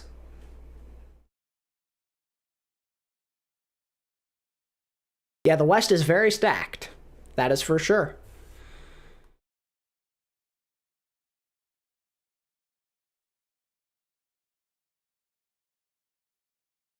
There's a lot of teams like in this weird like middle ground that I can't make up my mind on, like Mayhem, London, Gladiators, Defiant.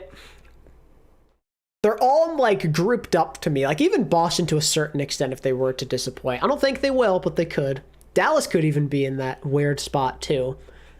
Like I think Shock, Houston, and Atlanta are like the teams I'm absolutely confident about. But when we move out of that, it's a bit weird. It's a little difficult. Who do I want Infernal to pick up? Some sort of relevant support line, please, for the love of God. They've fumbled so many good supports away already. What about the Valiant? Any news? Nah, nada. They've been dead silent since they made their last tweet. What a surprise.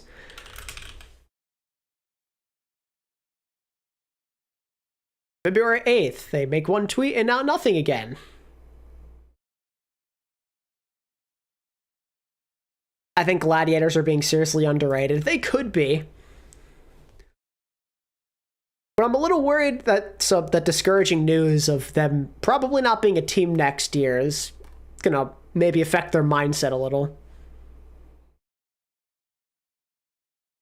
Would Vegas be the bottom of the league? Yes, probably. After seeing them lose to, well, not seeing, like literally, but after finding out that they lost to Sumito's team in freaking World Cup trials, I have lost respect for Vegas as a franchise.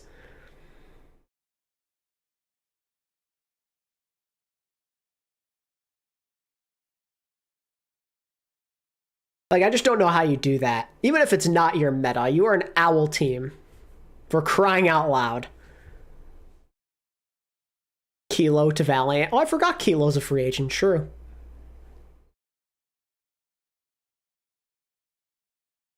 They lost before the league even started. Yeah, my point exactly. The good news for Vegas, though, is there are going to be some other teams that likely will suck. So maybe there's some chance for them to, you know, win. In the world where Valiant suck, maybe they beat Valiant. I think Justice in New York could suck enough for them to have a chance as well, maybe.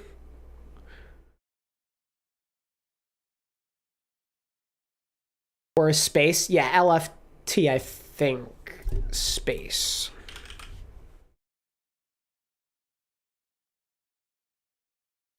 I'm not seeing any LFT things from Space.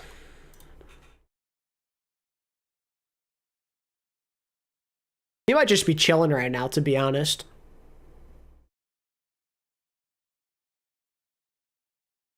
NYXL's rumored roster so far looks good.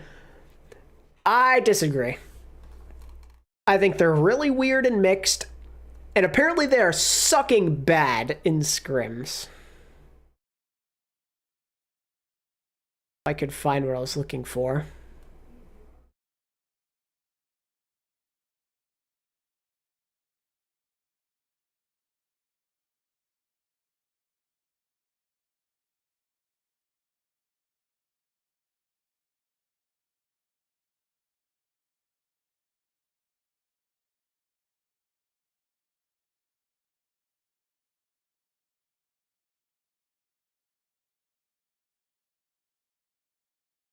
Oh, there we go. NYXL apparently suck, lol.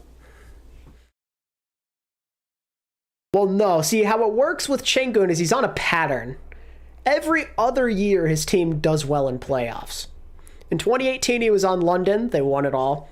2019, his team was eh.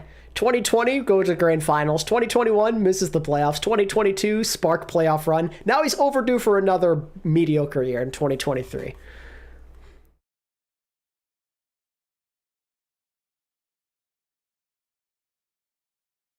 We see how they perform the Pro-Am tournament. I would not put that much stock into it. I'm just being honest with you. I think it's more so about seeing what the contenders teams have in them. I don't know how much all these OWL teams will try. We'll see.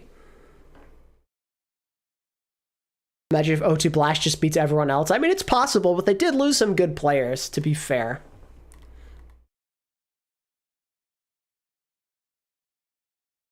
Because Shock have been picking up mad players that they had. You know, Junbin, as well as Heesung. Those are two really amazing players. Max. Made a tweet for you, ATP. What do you got?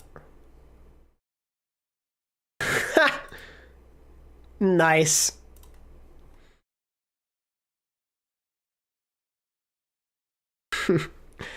Savage. That's actually so savage. I love it.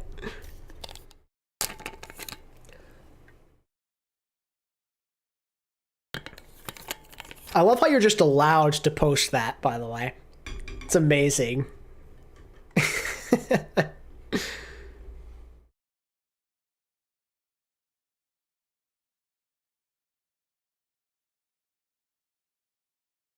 Well, technically they could already have their players, they just haven't announced it yet. Because teams do that. Is there an OWL legend that isn't announced yet that you could see back in the league in Season 6? Probably not, to be honest with you. I'm unhinged on Twitter and TikTok specifically. That is amazing.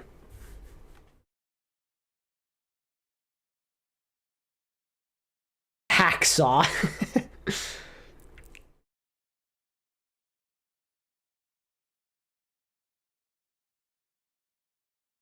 DM. Yeah, DM would be cool. I mean, there's a lot of legends I'd like to see back, but they won't.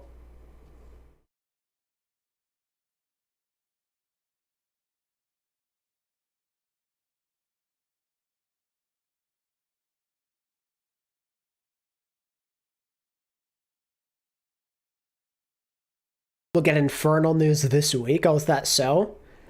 I'm assuming he said that on social media somewhere. Probably not Twitter. I feel like maybe Discord.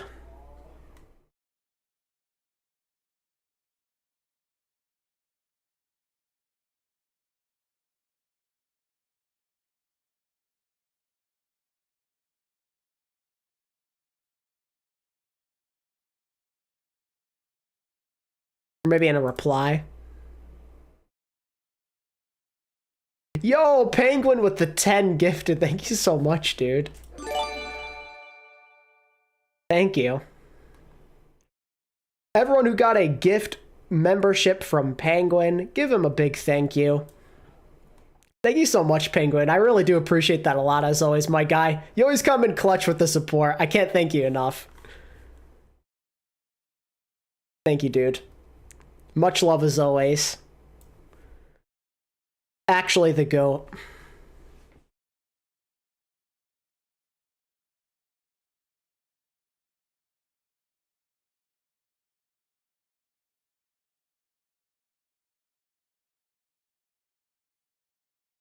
Okay, so if this is true, if Infernal are making news, we should have Infernal and Spark news coming in.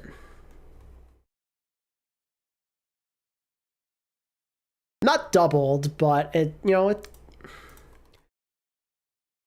helps a lot. Any membership or dono always helps a ton. I'm always very appreciative and thankful to anyone who ever does that. Penguin always comes in clutch, man. He's the GOAT.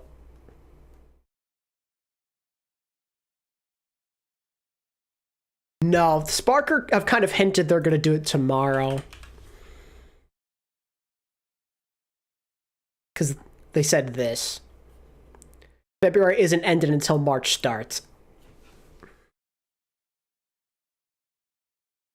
And I mean, considering what time it is in China right now, it'll probably be tonight, maybe.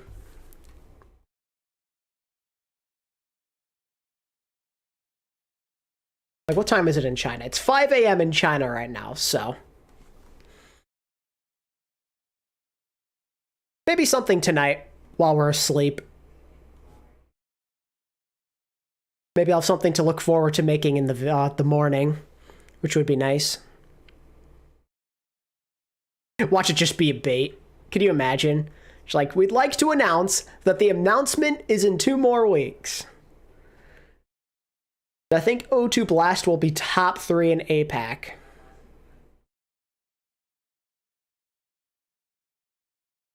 ATP X Outlaws collab. Yo, I would love to do a collab. I would love to. I'm always down. If we could set something up, I would love that. I've done stuff with Shock. I've done stuff with Titans. I also know that some of the other teams know I exist, and they've used some of my clips and stuff for things like Infernal back when they were Fusion, and Justice. ATP for intern.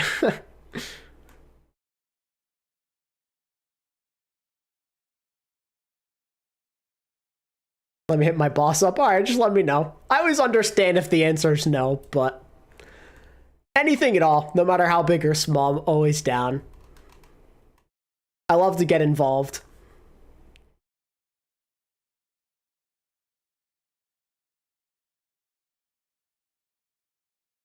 Should definitely look at the Glad's Defiant leaked scrims. Maybe I will. Maybe that could be some stream content / a video I do in the future. Probably not today. Kind of just chilling right now. That's something I can maybe look into. Because I gotta get started. Kind of putting some content together. Because I'm going on vacation a couple of weeks, so I gotta have some stuff for you guys.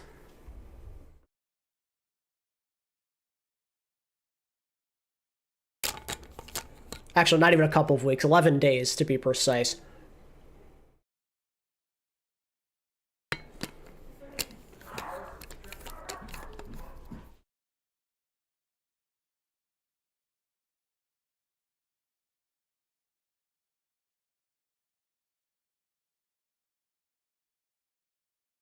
Where to? The Philippines.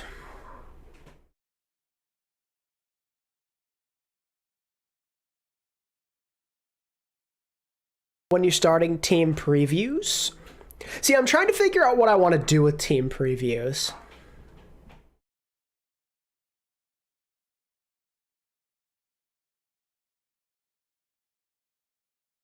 We're missing 54 announcements as everyone needs 6. Any guesses for Spark supports? I heard, what was it? I think it was Langsun Monk that were rumored.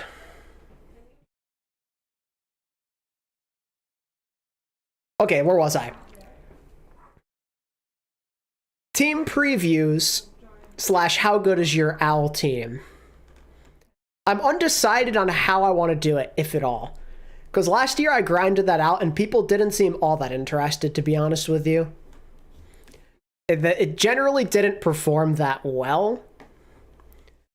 So I'm thinking of maybe instead of doing like a 20 episode series, I can like maybe split it up into West and East, or do like a few teams at a time, like, or I could do the normal thing and just do all 20 teams again. I'm a little undecided because I felt like it dragged on and people didn't really like that content that much.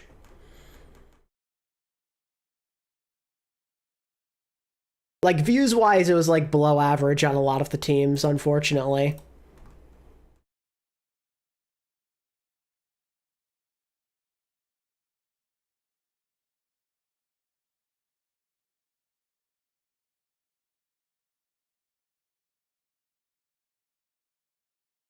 I could do something like 2020 with the division, maybe.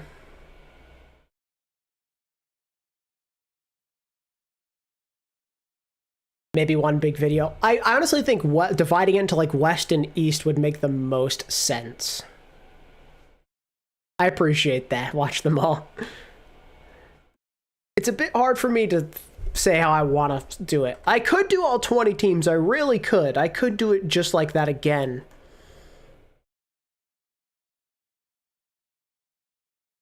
It's funny you guys bring that up. It's something I've been thinking about recently. My plan with that.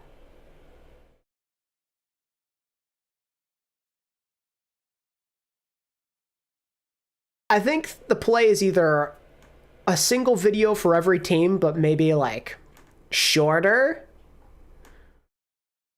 Because like they're all like they're all like on average like, you know, 15-ish minutes.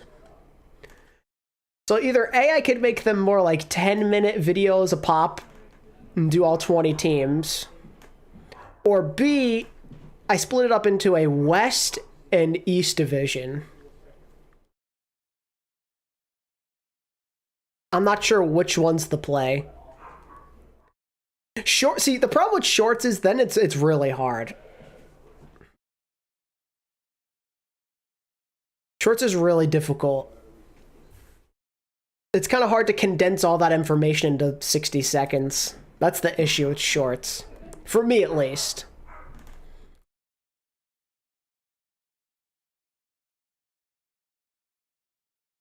It's like, I'd have to go fast. Like, this team got this, and this.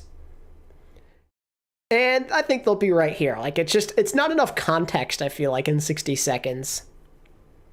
You know what I mean?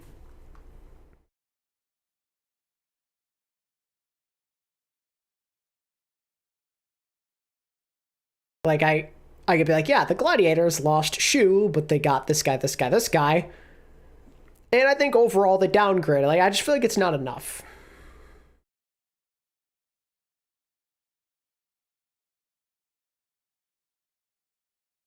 Yeah, my thoughts exactly, Oswald. Like, I've wanted to do shorts more, but I don't know if team evaluations is the right kind of content for it. I thought about doing free agency stuff, but the off season's just dragged and dragged and dragged.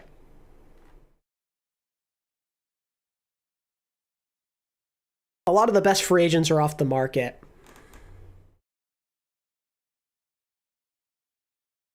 I do have some ideas for shorts, though, potentially, that I might be looking into.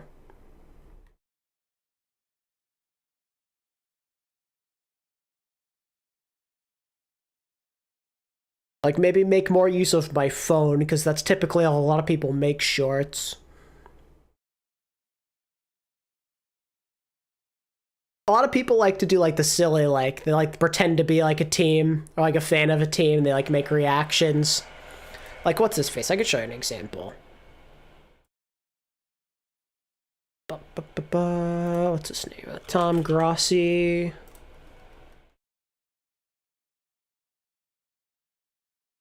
Like, something like this, you know? Hey man, Where it's like, just wanted to say you're wearing the jersey of the team. you guys had a great season. Thanks. Something along this, you know? I think that could be fun. Alright, William, sounds good. Like, could you imagine if I did, like, a reaction, like a fan's reaction, like, for every team of the off-season? You know, if I was, like, a Boston fan, you'd be like, yo, wait, this is final of the year. We're not gonna be bad. We're not gonna be disappointing. And then, like, for, like, the Valiant, I could just have, like, the jersey sitting on the chair with, like, cricket noises in the background, because they don't have any fans. Can you imagine? That'd be really fun. You can do a Boston one without buying a jersey, just a white shirt from Walmart. True. Like, I think that would make for some fire content, potentially. I don't know how people would react to that, because I typically don't, you know, do content with my face involved, so I don't know how people would react. But I'm tempted to experiment. You thought any more about a community tournament type of thing? It's something that's always on the back burner. It's just difficult to plan that. Yeah, I know Tezande's a Valiant fan, but he's one of the only ones. So is Boston ditching the yellow? Yes, at least from the jersey standpoint.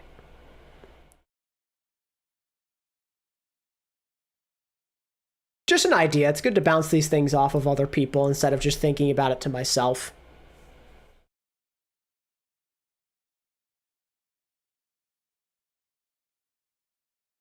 I don't even necessarily have to wear a jersey for every team. There's another guy I watch. Another guy I watch who, like, just lazily, like, photoshops, like, the name of the team, and it's still funny. Oh god, what's his name? Hey, I'll find it.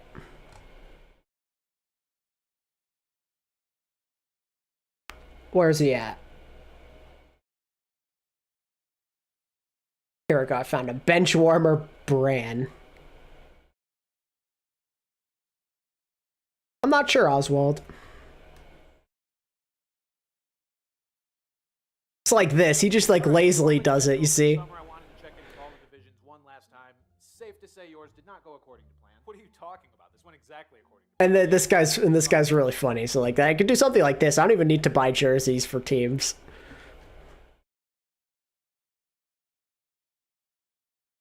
I don't know. I think it could be fun to do something like that to experiment. These goobers. Hey, we are not goobers. Denver, it was a marquee event every time you got. Like there's so many ideas I could do with something like this. I gotta try, man. Maybe it's something I'll try this week. See what people think. 'Cause some teams are pretty much done with the roster, so I could start.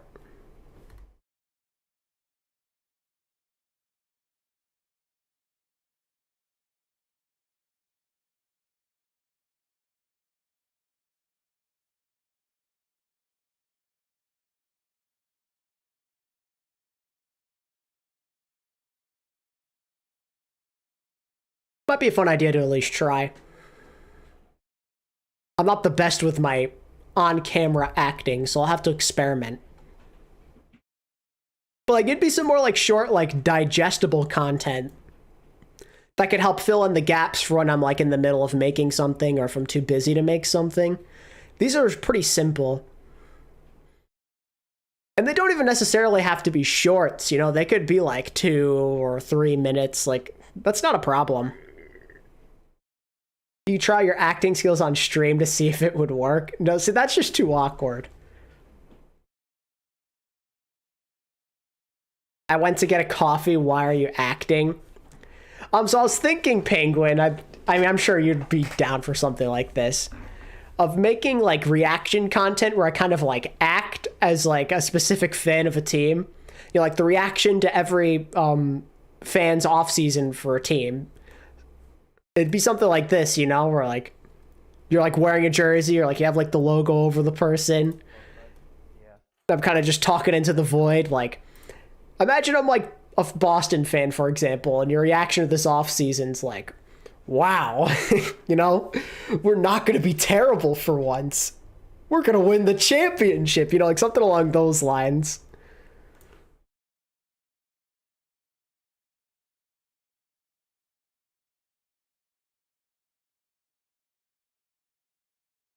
And I was saying to everyone, the Valiant, it could literally just be me like putting up a jersey on the chair, just my jersey without me even there, and just like play cricket noises in the background because they don't have any fans. Like stuff like that, I feel like people would really like.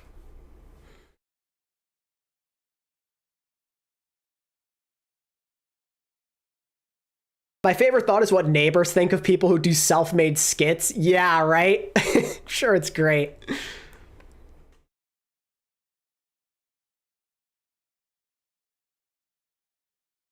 Like, it's so good because there could be such a good variety of emotions depending on the team. Yo, Enrique. You know, for a team like Boston, you could feel hopeful. The shock, maybe like evil, like you doubted us. You know, we're going to win it all this year. We're going to get our revenge.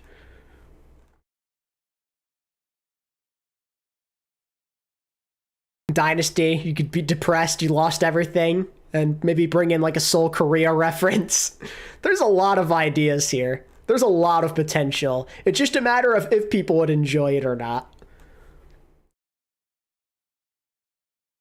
Also, I'm not that... I mean, it's a good way to kind of practice making shorts, to be honest with you. Because I've only made one before, and I thought it was terrible. This is a good way to practice.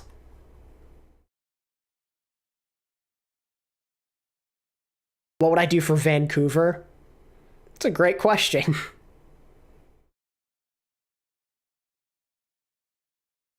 Did you see the clip of Kevster in a scrim? I did not.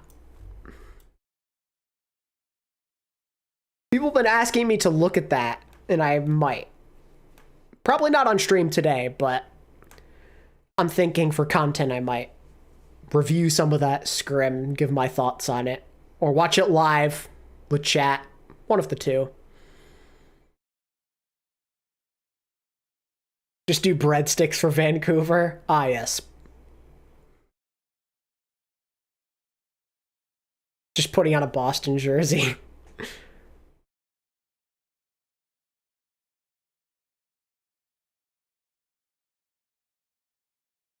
Imagine for like Justice, be like, this is an America. This is supposed to be America, but we French and Korean players. Where's Gig? Vegas Eternal.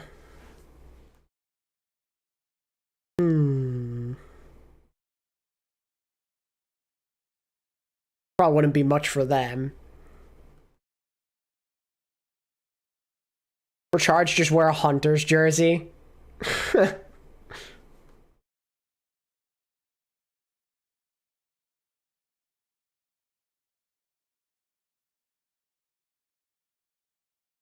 Defy could be funny. Like, we finally have our pieces. We have Twilight, we have Hisu, and they're gone. Could be fun.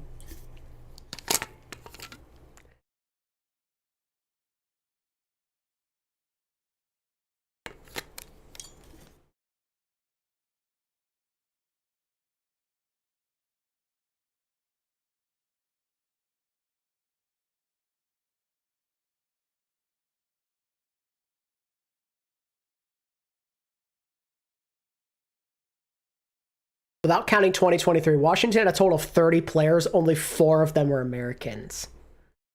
Yeah, it's crazy. Do I need an Outlaws jersey? I do, actually. I do not have an Outlaws jersey in the collection.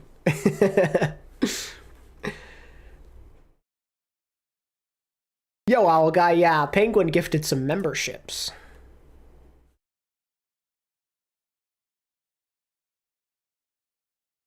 Vouch.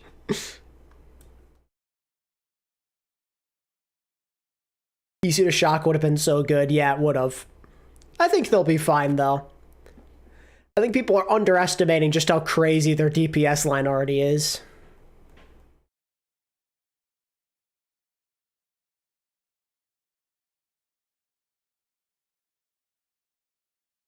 Let's see, did I check up over everything? I think I mostly did.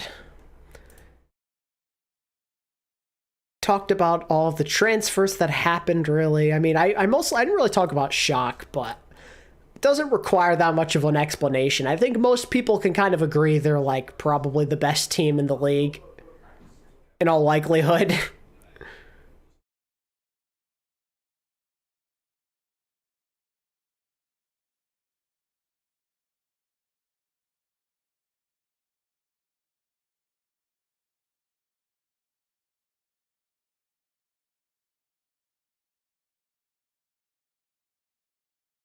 Shock. What am I looking for? Jinbin.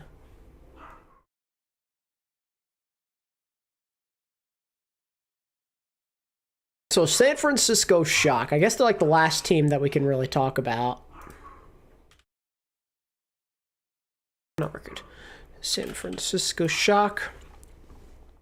I guess you could just call them O2 Blast at this point, with Krusty as the coach. Which team am I most excited to see play this season? I personally am very excited to watch. I mean, I'd love to see how down at the Shock are, but I'm pretty pumped to see Florida play. I'm excited to see like Houston and Atlanta, the new look teams. Also, if their stuff comes true, I'm excited to see Spark, as I think Shy and Leave could be really fun to watch. So I'd say one of those teams. You really think Shock will be the best? Yeah, I do.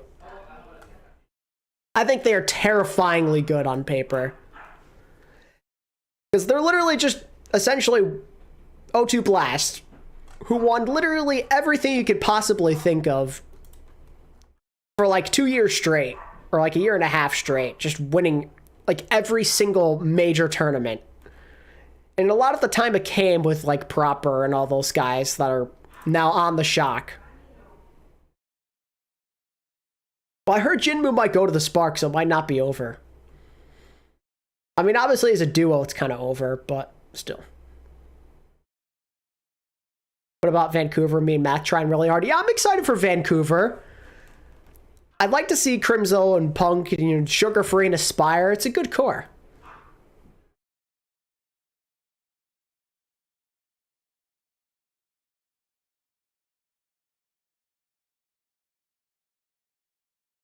What was I going to say, though? Shock. I think just because of their synergy, their skill, their ceiling, their coaching, the fact that they have the best player in the world with better backup now, and they literally went to a map 7 in grand finals, it's just so hard to not think of them as the #1 team. They are so loaded on paper. Is there the chance some of these guys don't pan out? Yeah, of course. But it seems unlikely just because of how dominant they've been in, the best contenders region. Proper is so freaking good, and you're giving him Heesong. Finn is amazing, and I think with another year under his belt, he'll be even better. Vindame was one of the best main supports in OWL as a rookie. Junbin and Max have absurdly high potential as tanks, and people are raving about them constantly. They complement each other really well. They're gonna have a really balanced approach on tank.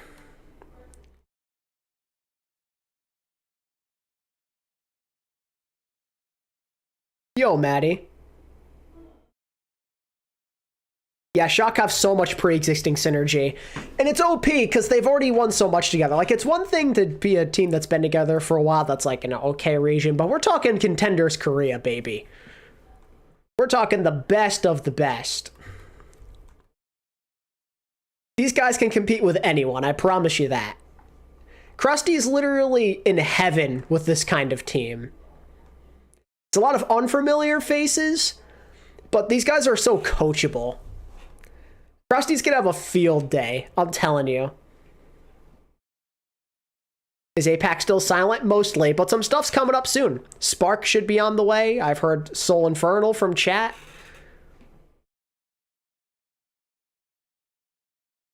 Reiner's not going to be playing this year because of health issues.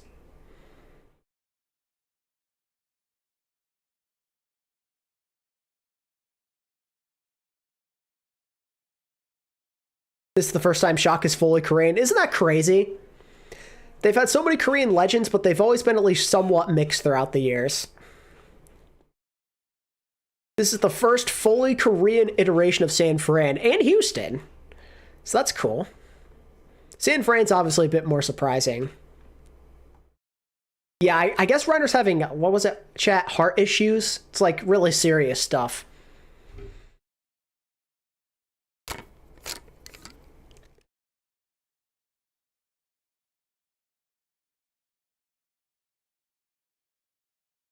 What are my power rankings? Oh, back issues, not heart issues. Okay.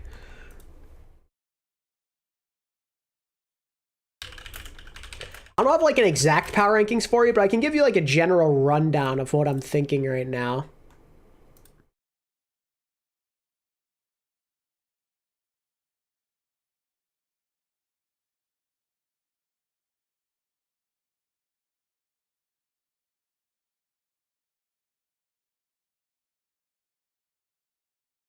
Okay, so we can't rank a lot of teams.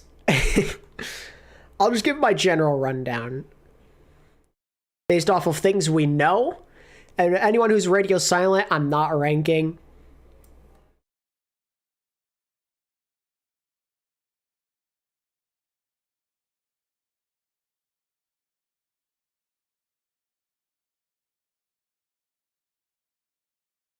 Back issues are really serious.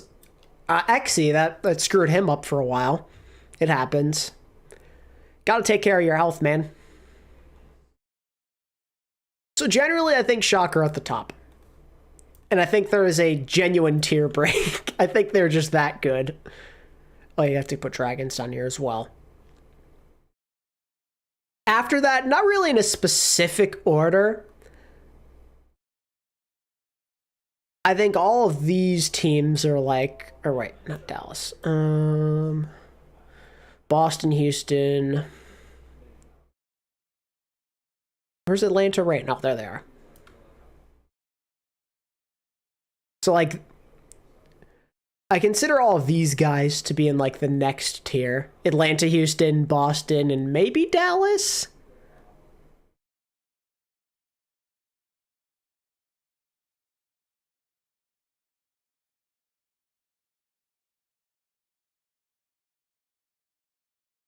You know, something along those lines. Maybe Dallas are down here.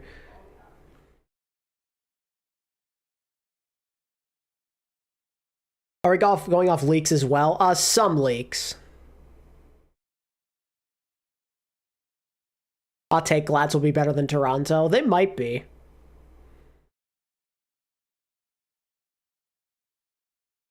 I mean, I could be very wrong about Boston. I mean, they're a high-risk team, of course.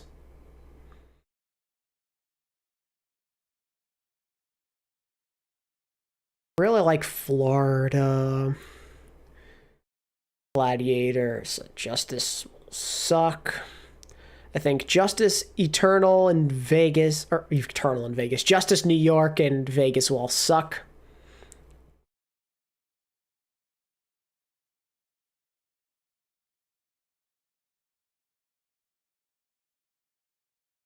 You know any good websites for betting on OWL?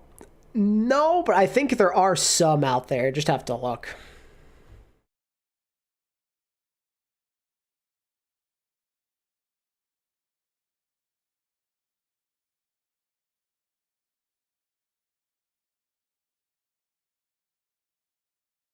Yo, Manic. What's going on? I don't know if I want to rank Spark. I mean, we kind of know what their roster is. And it's really good. But I almost feel weird putting them in here, considering they're the only team not from the West. Feels weird ranking them.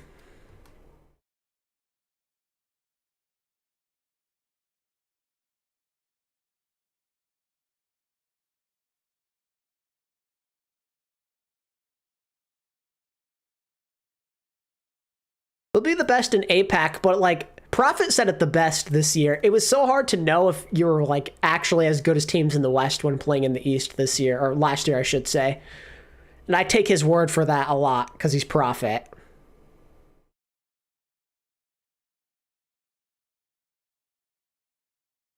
I heard it's supposed to be Lanksa as their other support.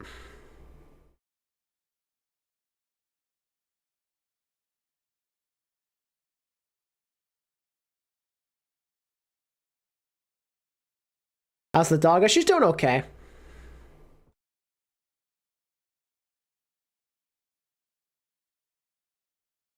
I'm pretty high up on Florida. I think they're underrated, personally. I think they could tackle Toronto and Gladiators, personally.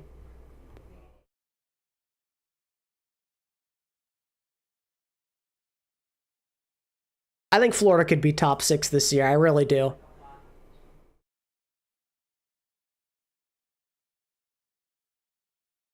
I do not think Checkmate and RuPaul are mediocre, personally. I think they're good players.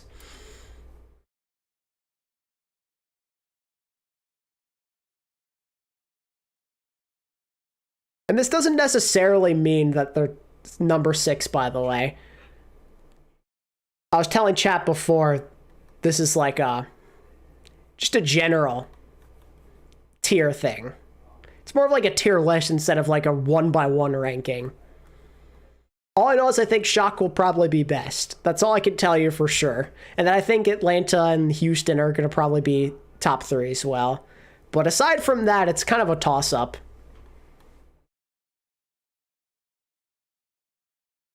NA is pretty crazy this year.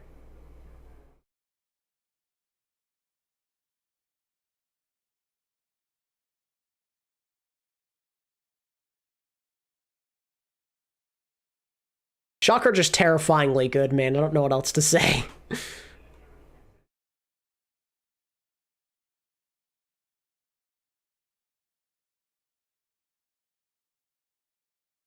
This is the Shock hater in me speaking, but I hope they fumble. Oof.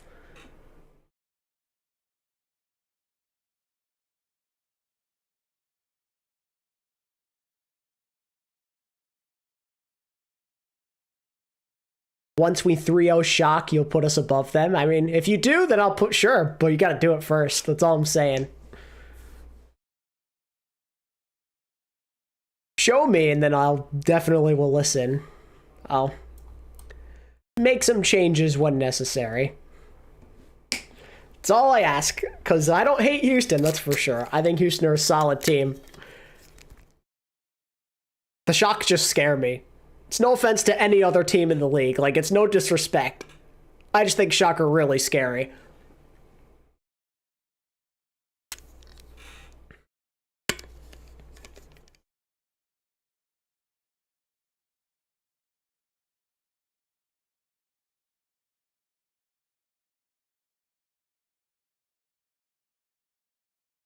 I don't know if I'd say Dallas are top 5. This isn't like a definitive ranking. I keep saying that. This is not 1 through whatever.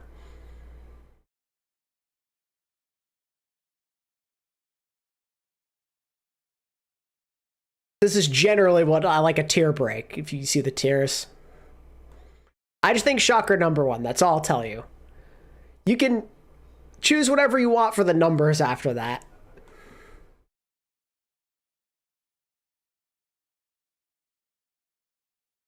Does New York have a roster yet? No, but the rumor is they're gonna suck, apparently.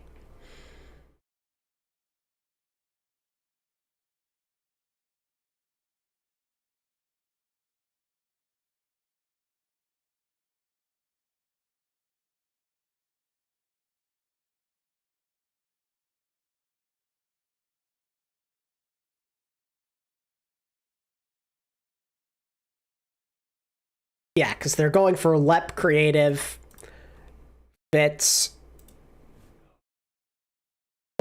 Kellen.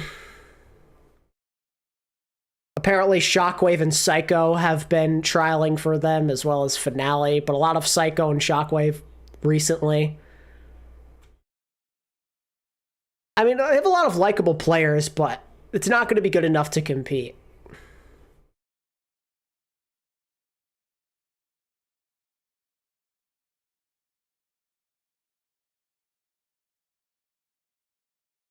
I don't know how Fitz does purely against more Western teams, to be honest. I like Fitz. I don't think he has enough support compared to what he's had in the past.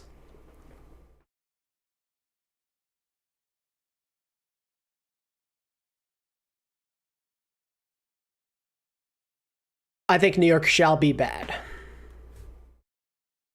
Especially because apparently they suck. According to Leak Mafia, they suck.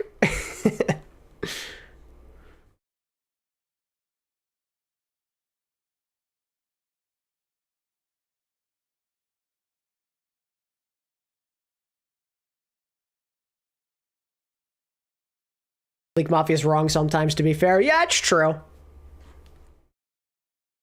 It's fair. But to be honest, I also think they suck.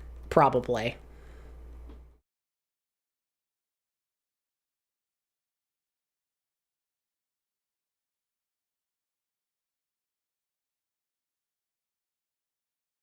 No one's 100%. It's true. But I think just comparatively speaking, New York don't really have enough to compete with any of the good teams.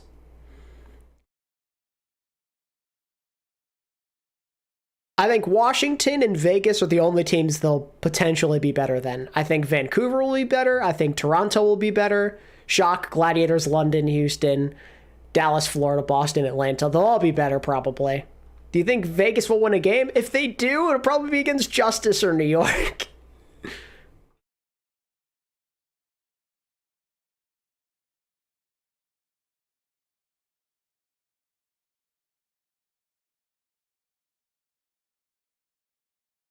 Rooting for Vegas to go 0-24. Oof. Vancouver are good, man. Well, not like, you know, like a great team, but I think their core's better than New York's. Crimzo doesn't get enough love. Punk doesn't get enough love. Aspire's a great player. Sugar Free could be special. I think New York are too messy. They've had a really messy offseason. I think it'll continue to be messy as the season goes into its regular season stages. I think they are like in this weird mixed situation that just won't work.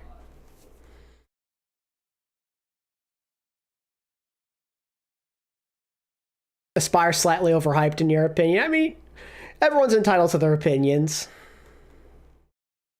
Hoping we see minimal uncompetitive teams. There'll be a few. That's what Philly is. Well, was.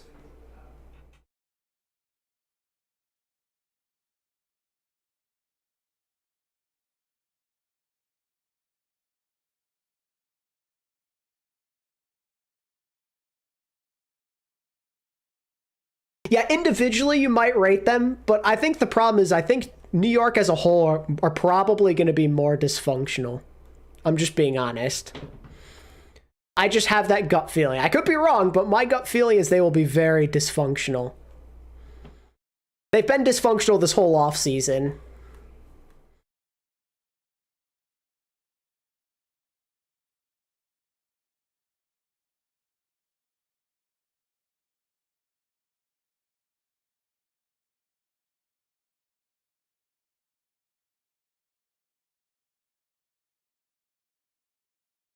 Are there any rumors on who the last Houston player is? It's probably skewed, but we'll see. Again, it's League Mafia. You can take it how you will, but they're confident skewed is still going to Houston even after Violet signed there, so we'll see. I know it's not much to go off of because it's just a leaker, but it's all we really have, to be honest with you.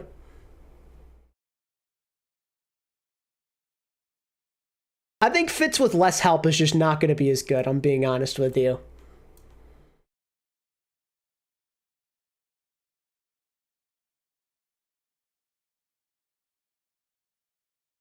I think Happy will be good on Houston.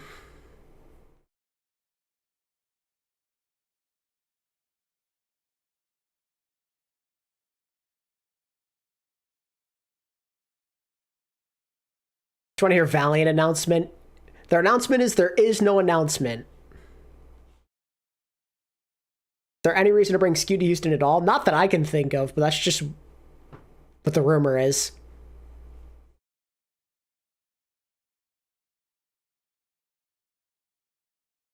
People don't give enough love to Happy. Happy had a really good year. Yeah, Violet went to Houston.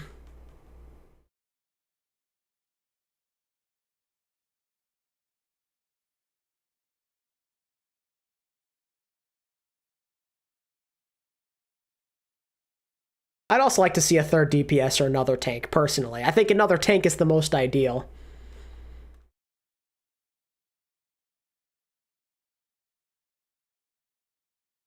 I think Happy was probably the most consistent he's ever been in 2022. I thought it was his best year as a pro, personally. It was just hard to always notice him because he joined the Gladiators with like a really weird time. The Justice were weird, but he played well throughout. He really did.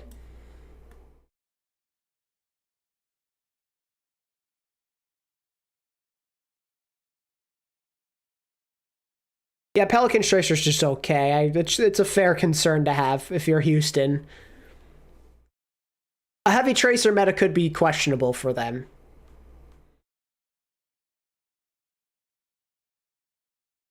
But then again, weirder things have happened. Sometimes some off-season grinding changes things, you know? A lot of people thought Sparkle wasn't very good at Tracer, and then he became pretty decent on her. So, in theory, Pelican could do the same. He's one guy I have confidence in to maybe make it work. No, there's more than 16 games.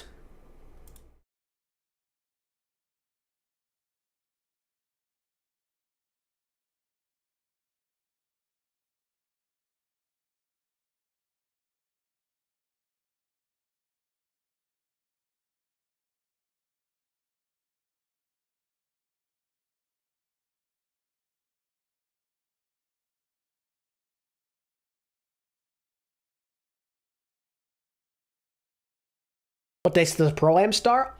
In March. It's March 23rd, I think? 23rd, I want to say.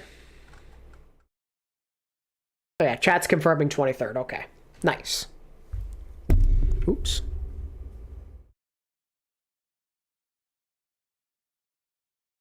Yeah, Kai's still pretty good. Did I watch the league scrims? I have not.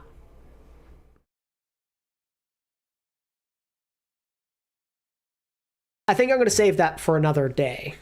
Maybe this week. Maybe we'll look into that this week. Can make for some good content. Because people, I guess, were telling me that players leaked that, or like they shared it. Like, I was initially thinking of keeping that stuff private, but I mean, by all means, if people are sharing it, then maybe I will.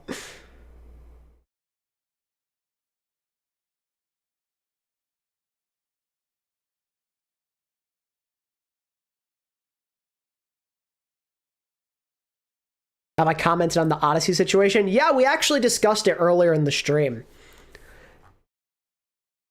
I'm pretty disappointed to hear all that stuff happen. It's pretty messed up.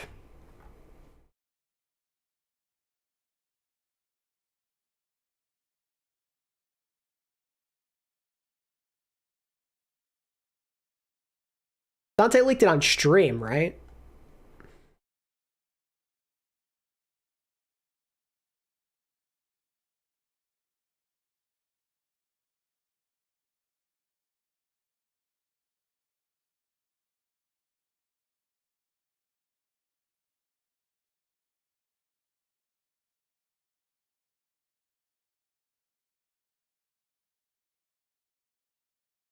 Yeah.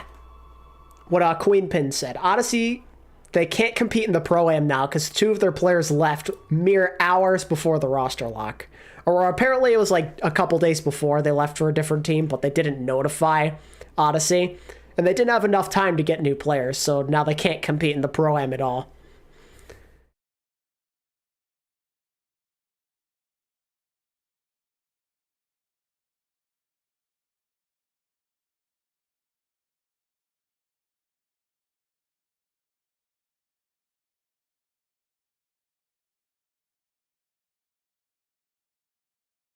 Can we watch Pro-Am qualifiers? I think so.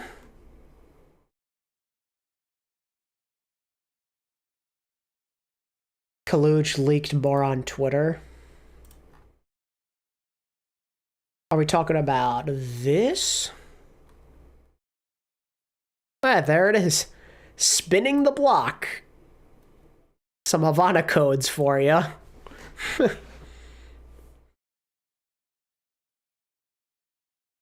Who I think is looking the best with their offseason moves right now? For me, it's Shock.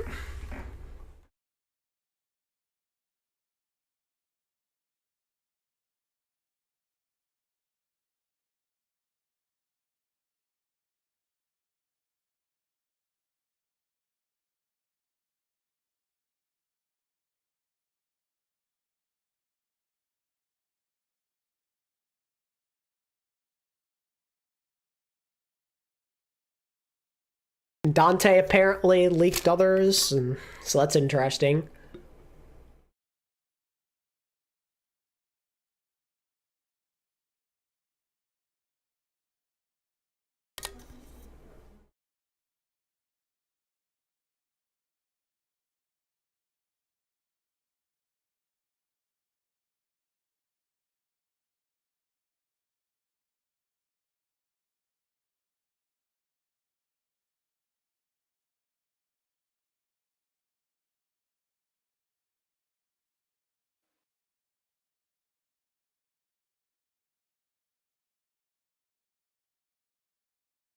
I realized I was getting ready for bed, thinking it was later than it actually was. Just realized it's not even 6 p.m. Yikes.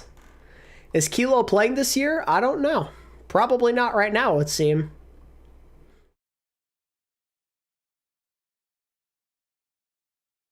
With the new contenders-based system, do you think the league should do away with academy teams due to potential integrity issues?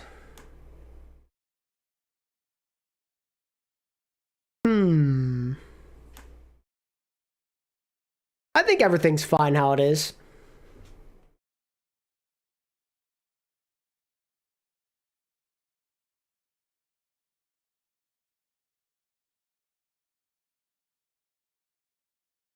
Gonna be weird to root against Dante as a Houston fan. I'm sure it is.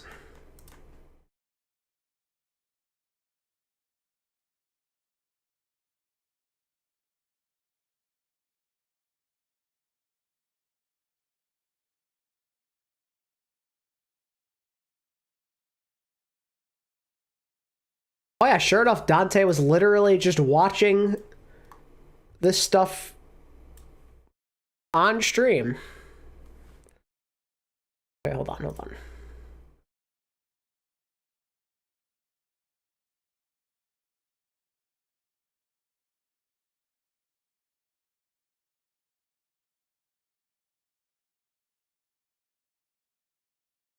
Interesting.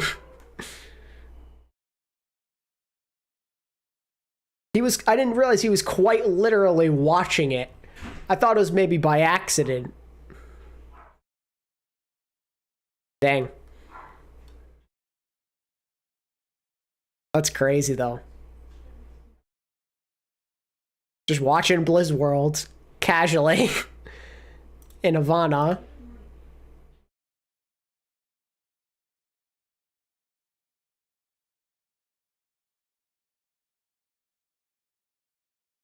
He's just chilling watching Kevster, I guess.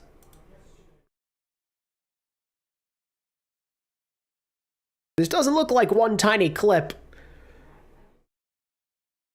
This is like a good bit of... This is a good chunk of his stream. Someone said Knuckles was Sam. I mean, yeah, makes sense. Dante and the ball.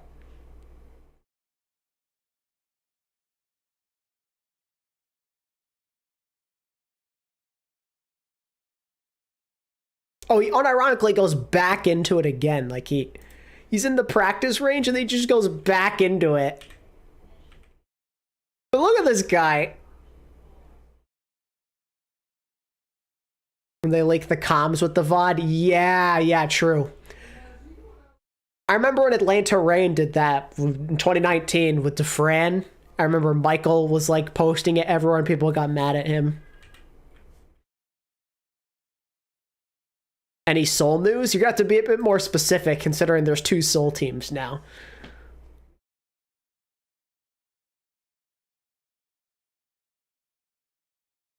Yeah, Samito beat Vegas.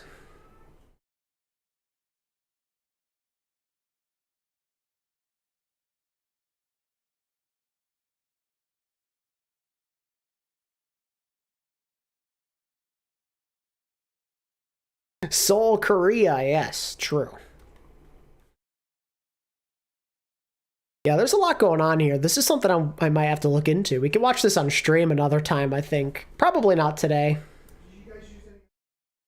I could maybe tomorrow, we'll see. Depending on how much I can get done.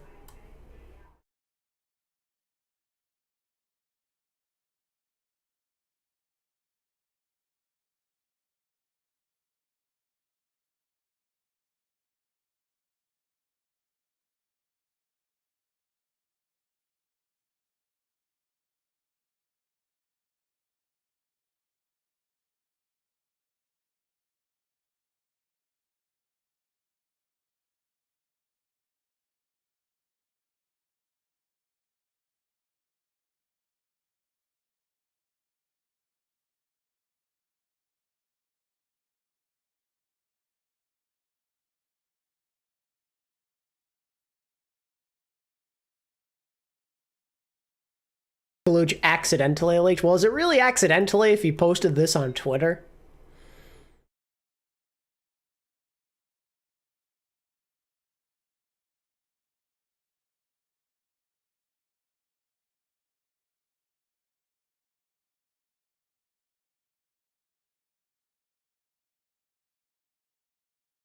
Whoops, let me just post this on Twitter.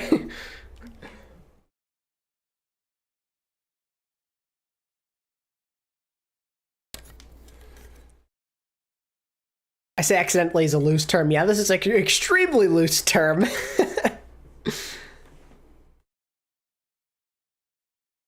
Alright, Owl guy, sounds good. It snowed here today, but not that bad.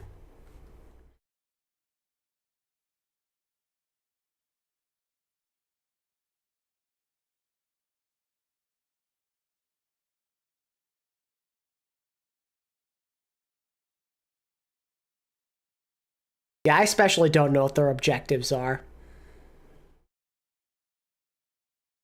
Because I'm a noob. I'm mostly just watching. I'm like, wow, look at these guys play the game. Whoa. Look at how cool and good they are. I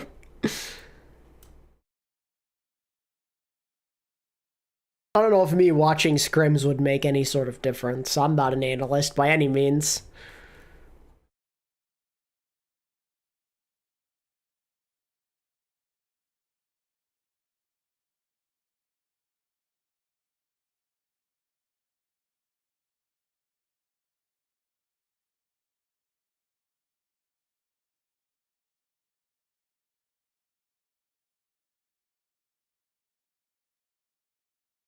ATP is just my initials. I love watching some analysts review something without comms. And they overanalyze it. Yeah. I mean, for me, it would mostly just be like... It'd mostly just be like reacting to how certain guys are doing. You know, like, how's Yaki doing? Like, how's Toronto doing together? How's their synergy looking? Just simple things to look out for. I wouldn't dive too deep into any of that kind of stuff. Unless I really felt like I had a good idea of what was going on in my head. That's not that often.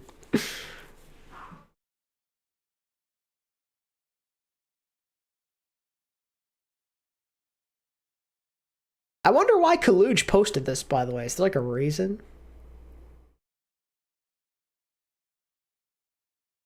Maybe it's because he saw Dante leaked it? Not the Havana, haha. Why is Saquon Barkley trending?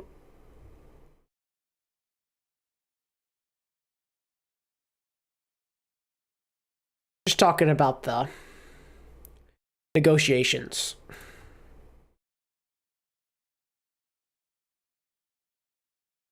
The counter scrim leak. Dante leaked the 2 maps they lost. Ah, I got you.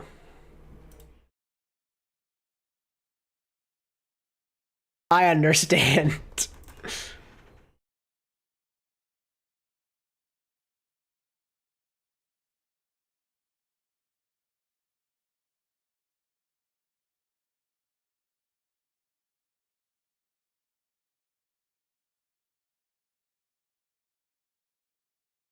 Yeah, no injury.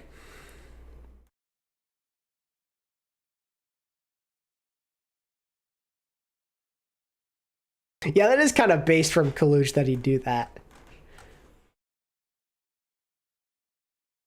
I'm a little surprised because people usually aren't so willing to just throw this out there. But Dante did it and then Kaluj just does it. They really do not care at this point, huh? Do you have a preferred team or are you just neutral? Right now I'm just neutral. However, I did think of a content idea.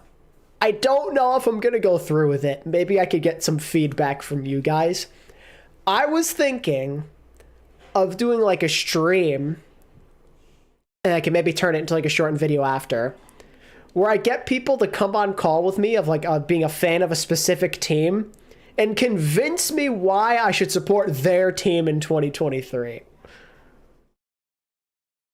I feel like that could be fun, but also a train wreck. But it's something I've considered, because I think that would be hilarious.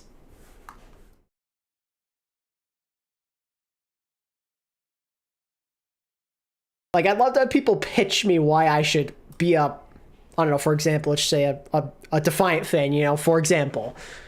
I would love that. Me pulling up to the ATP interview.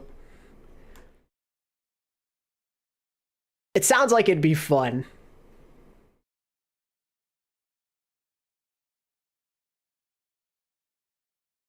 PowerPoint presentation. See, I would love that.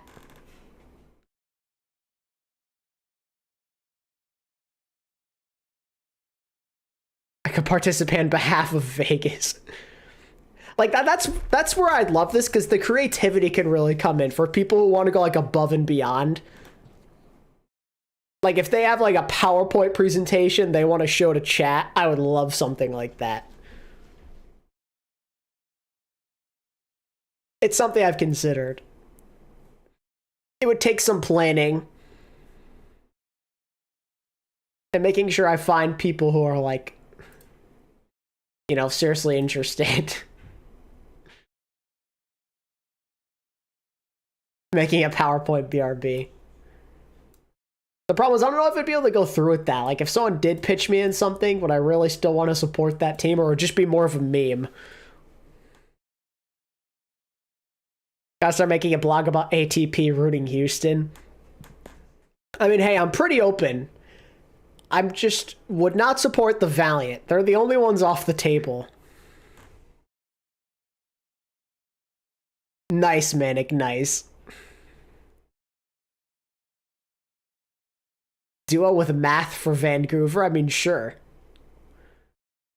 Someone's gonna have to pitch the bad teams? Yes, sure. That's what would make the best content. The best content would be if someone made an absolutely amazing presentation for a bad team. What if the Valiant themselves sent you $1 million? Well, looks like I'm coming back then.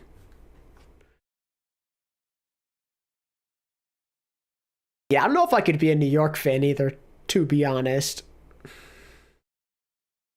I think Valiant are the only team that's definitely off the table, though. Glads might be, just because I'm a former Valiant fan. It would feel weird to go to the other team. But I'd say 19 teams are potentially up in the air for me.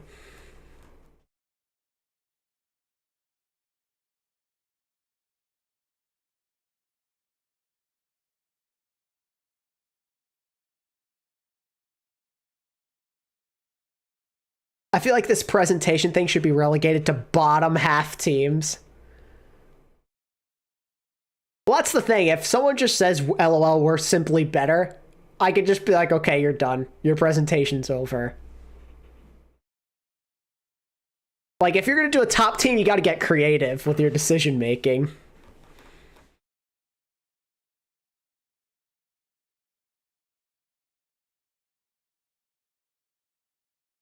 Be the one and only Vegas fan. Yo, you're so right.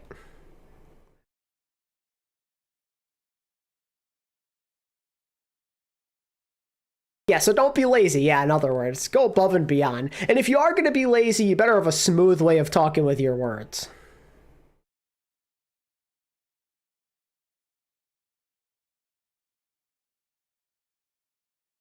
The McGravy Diva cosplay pics and I automatically win. I actually considered supporting Florida. I've thought about it, but it's hard for me to jump on any team, to be honest.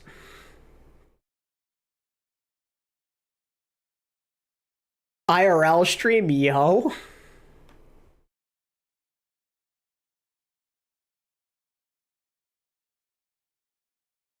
A rap song? Yes, or like a poem. Like, someone a poet here? Got something good for me?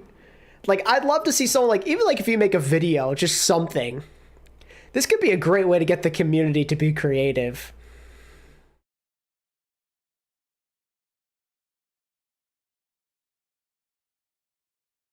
This might be something I actually have to go forward with, because the more I think about it, the more I think it could be really funny if, like, we get some really creative individuals to do this.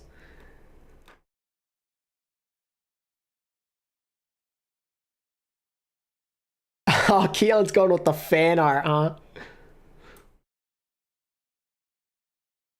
Favorite genre? I'm a rock person, but I'm down to listen to anything if it's like a pitch for me. It'd be funny. Like a rap god, imagine.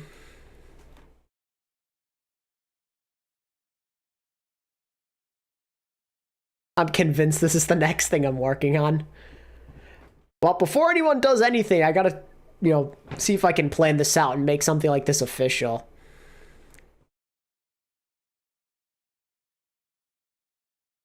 Path to Pro just released the Contenders 2023 schedule. Hey, yo.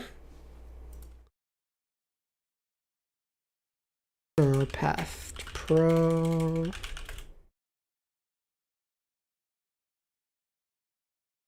A Valiant ATP makeup song.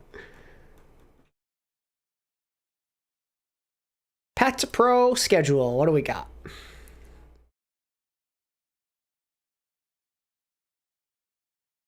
This year, Path to Pro shaking things up. Blah, blah, blah, blah. Sure, you can participate in the Pro qualifiers. Pilot our East region format, which introduces more open system. We have a lot to cover, so let's jump into it. Yep, spring and summer series. 2-stage format. Opportunities for top performing open division teams to enter contenders, which means that contenders teams will have to perform well to retain their contender spot. I like that. We got some relegation. Very cool.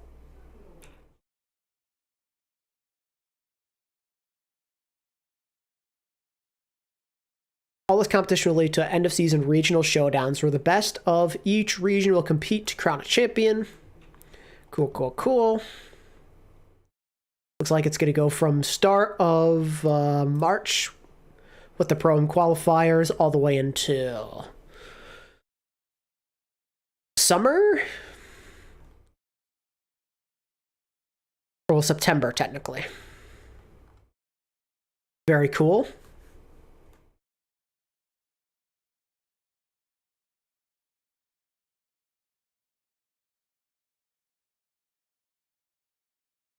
Yeah, Lunar, essentially like a thing where I get fans to either come on stream or like make some kind of, content, and then I show it on stream to, pitch to me why I should become a fan of that team. Considering I haven't been a fan of an OWL team in like 2 years, it'd be interesting if someone could actually convince me. There's no guarantee I would get out of being neutral, but, I'm always open to things if someone can pitch me the right way.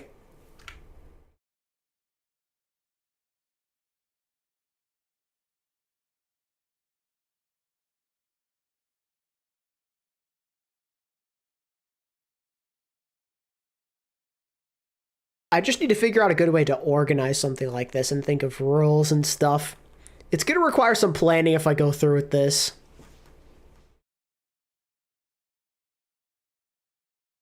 A place where I can do submissions. There's a lot I gotta do.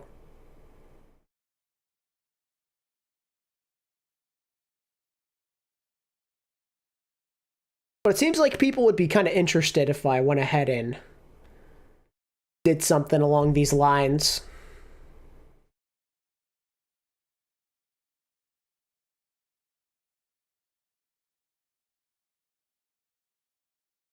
I could support all of them, but I'm not gonna do that because that's unoriginal. I'm already being unoriginal by being neutral, so I think I'll go ahead and pick a team if at all.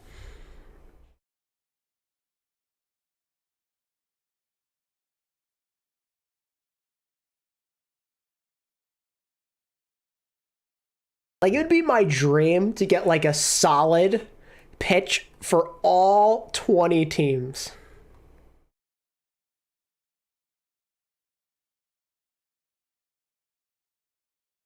Can you imagine? That's so unlikely. Especially because I feel like some fan bases are just so much smaller than the others. Like, there's not a lot of, like, Guangzhou fans, for example. Like, how am I going to get a Guangzhou fan to pitch to me?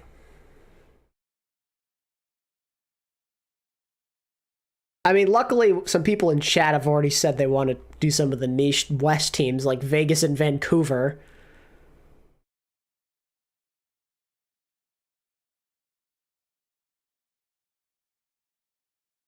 I know a Guangzhou fan. We have Jimmy. Ah, yes. Just what I needed to hear.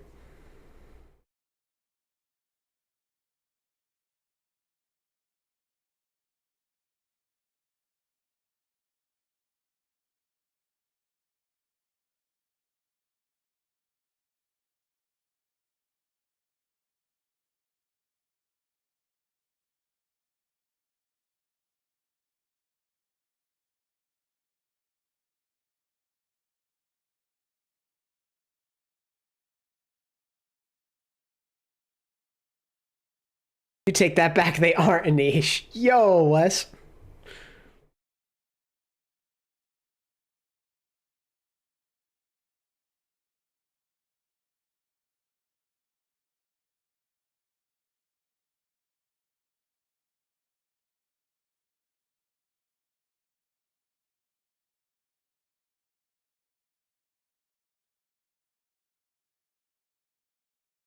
Which means they can only get better. I mean, you'd think that, but you don't know for sure. This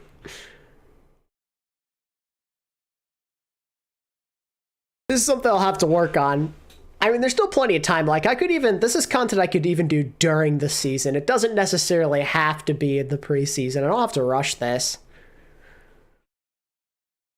But this seems like something people would be somewhat interested in, so I'm going to look more into it, I think.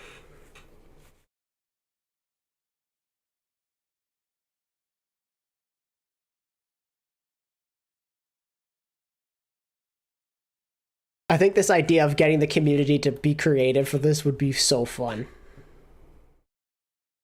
I should get a suit and tie.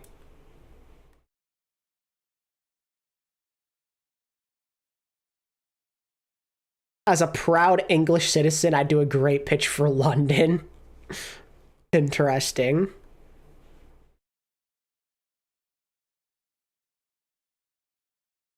Big what? Huh?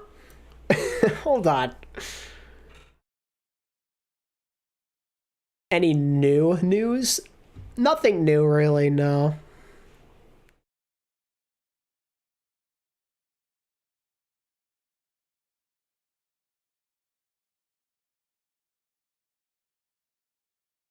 The only thing that recently came out is Lepin Creative are kind of linked to New York, apparently.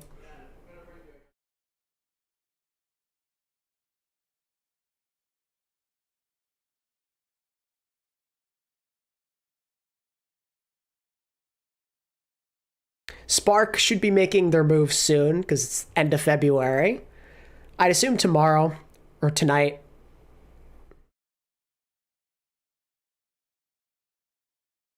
General business classes I could work on negotiating. Hey, yo. Maybe team up with the Outlaws social media, Kia. That'd be funny. It'd be so weird to be a Houston fan just because I've criticized them a lot throughout the years. Wow. Can you imagine that? What a turn that would be. That'd be weird. So I haven't always been the nicest to them, so to suddenly be a fan of them, wow. I don't know what people would think of me then.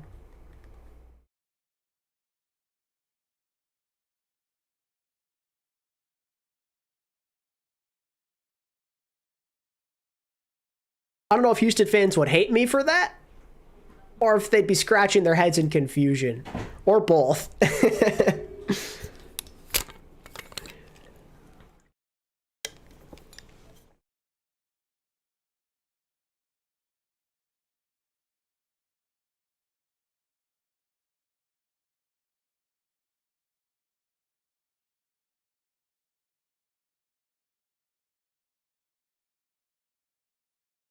Should the regular season MVP award just be renamed to the proper reward? I don't really know about that.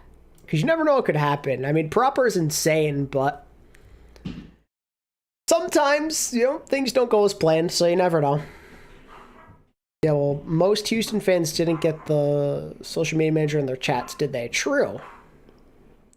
Also, I guess the Outlaws are gone, Sag. I guess they left the chat. Unlucky.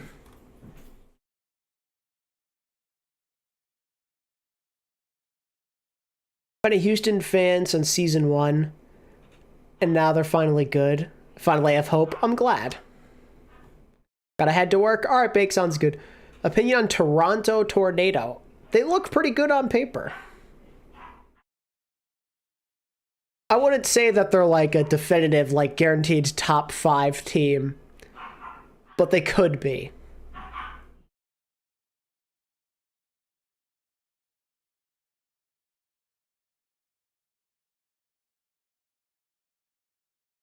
Potential collab, maybe. I want to. I would love that so much.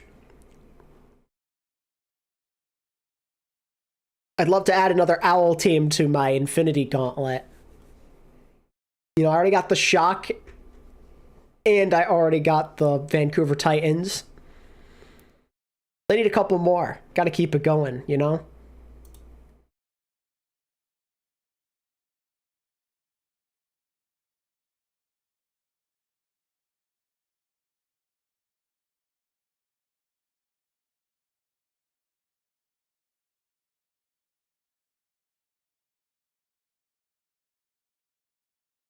What team do you think that, despite the roster, will underperform? I mean, the obvious one a lot of people look towards is Boston. But that's too unoriginal, because that's what everybody thinks.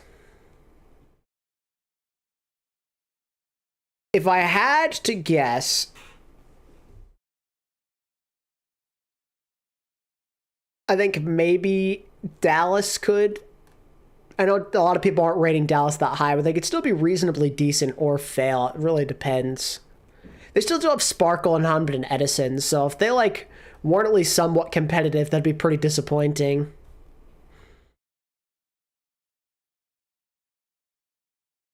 Thoughts on Dragons? Considering they don't have any players, it's hard to give you an opinion.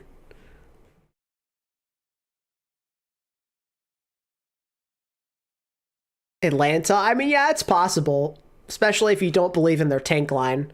I think it's really, really hard, even with some questions, a tank for Atlanta to be bad, just because they have three of the best players in the league on their team. You're in a very safe situation when you have three top players at their respective positions. It's hard to mess that up and not be decent. Yeah, Viper's good from what I hear. You think Dragons will get a team? Of course they will.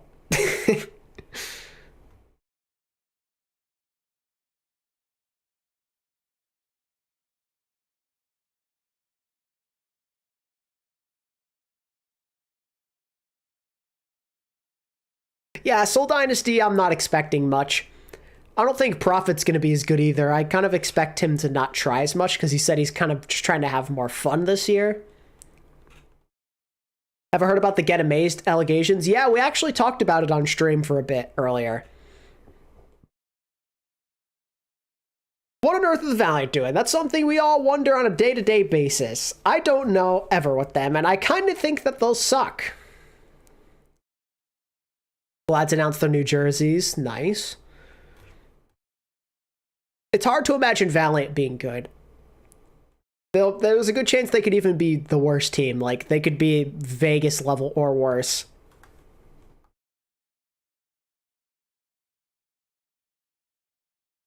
Like, I'm not going to be surprised if they're the worst team.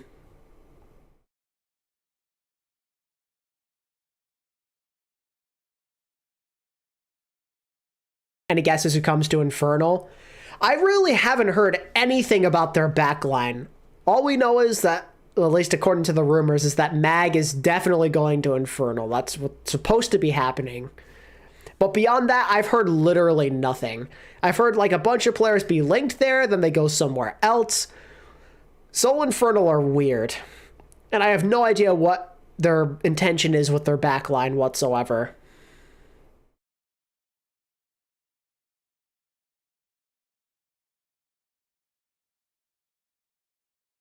Yeah, Get Amazed allegations. Did I get rid of it? I might have. Apparently he came out as like a groomer though. Well, not came out. He was, you know, accused of being a groomer. That's what I'm looking for.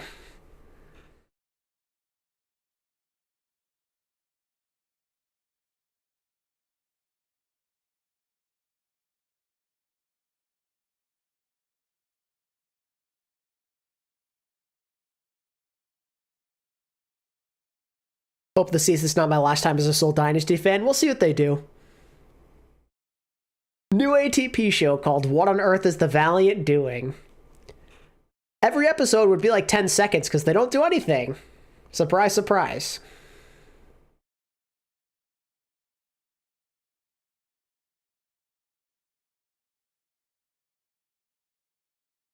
Yeah, it'll be interesting between Vegas and Valiant. I feel rather confident one of them will be the worst in the league, or at least in the, you know, the West.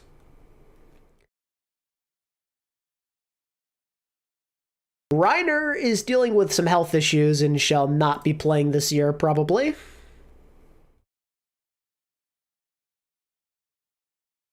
How bad is your Overwatch League team?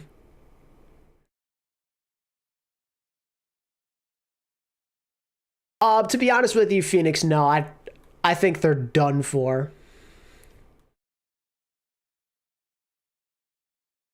Because of the stuff that happened with the guard and the layoffs, and them apparently being done for if they don't find a buyer. Let's be honest, no one's going to buy them.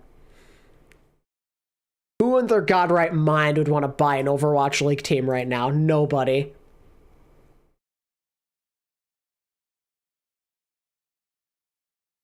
What team do you have as favorites besides Shock? I also really like Atlanta and Houston.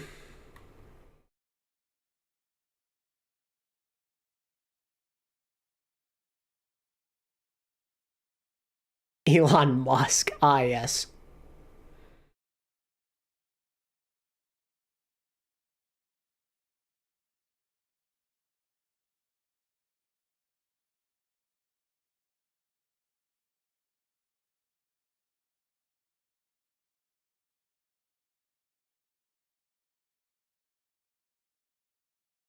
Wait, what's this thing?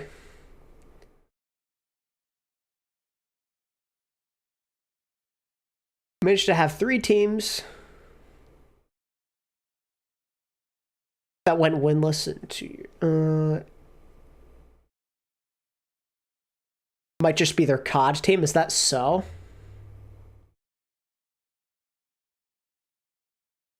I mean, you don't have to spend money on it, Penguin. You could just do something so simple as long as it's funny.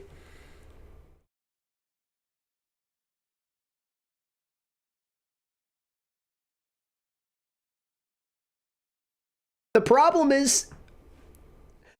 with Overwatch is it's just not as popular, you know? Like, I saw Moist Esports made like a Valorant team recently, but Valorant's just more popular, you know? Overwatch just ain't in a good spot with its esports right now. I mean, all I have to do is look into how all these teams, you know, are always operating at a loss, and they have for years. Like, why would you even bother? It feels like you're joining a lost cause at that point. You know, why would you willingly get a team when you know you're not going to make money for certain? Like, it's different if you know there's a chance, but right now it just doesn't feel like there's any sort of chance for the league to be profitable. So what's the point?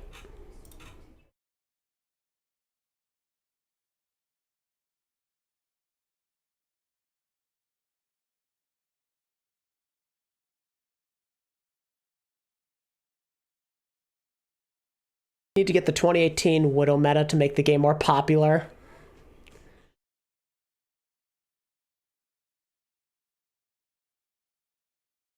I think Infernal needs a backline like Astra and Alarm. Yeah, they need anything.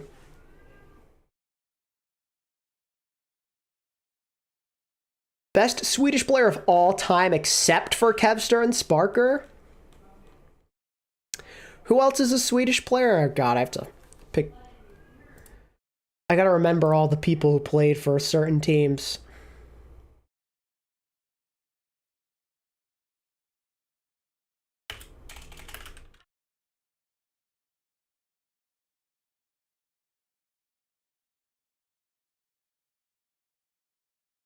Ellie Vote, Snillo, there's Tavik.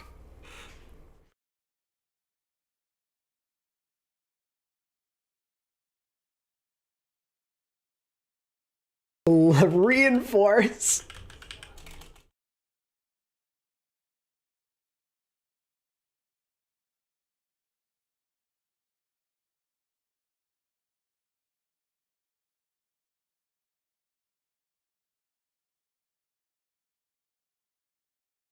Trying to find what I'm looking for. There's Europe.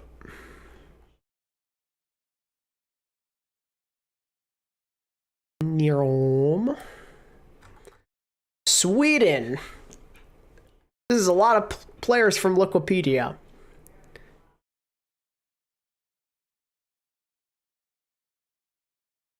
Mendo. Put ATP on Infernal's backline. Ah, yes, but of course. Do you think Shock will sign a hard hit scan? Maybe at some point, but right now I think they're probably happy with what they've got. I think their DPS are good and they'll be fine. Manitin, Elivote. I mean, it's probably Elivo, right? Chip Zion was really good. You're right. He, obviously an Owl, he wasn't anything special, but pre-Owl, Chip Zion was a really good player. It's probably Chip Zion. Tavik was also really good pre-Owl, but I'd probably lean towards Chips. Oops.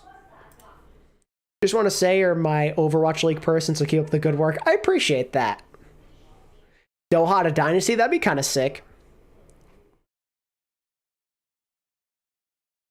Never forget when Reinforce played.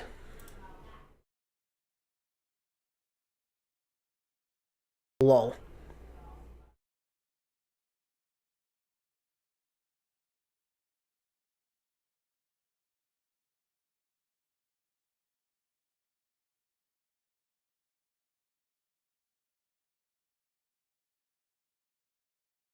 Sharp was really good pre-Owl.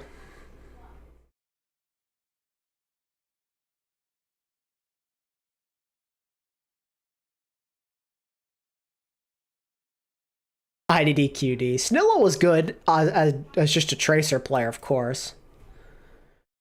Chipsign kind of disappeared, man. You know, he's one of the people who took it really rough when the Dallas drama happened back in the day. Didn't he like refuse to play or something? Or am I thinking of Coco? It was one of them. Oh yeah, Nevix was really good. Not amazing, but Nevix was solid.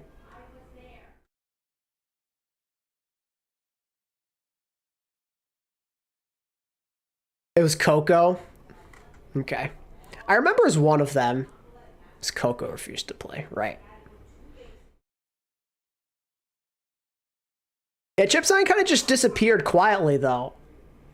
I heard no one could really get into contact with him. No one really wanted to speak to him. Or he didn't want to speak to anyone, rather.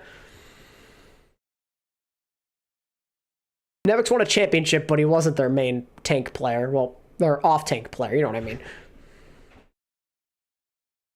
Yeah, Chipsign did get replaced, but he also kind of just went silent and stopped caring. He wanted to just disappear silently. It's pretty obvious. My peak Overwatch rank. Oh, wait, what's your Well, no, you didn't say rank. You said, what's your Overwatch peak? Do you mean, like, ranked or something else? Chip Zion watched your video on the most forgotten players and disappeared. No, he disappeared far before that. Means the chip shark in Swedish. That's awesome.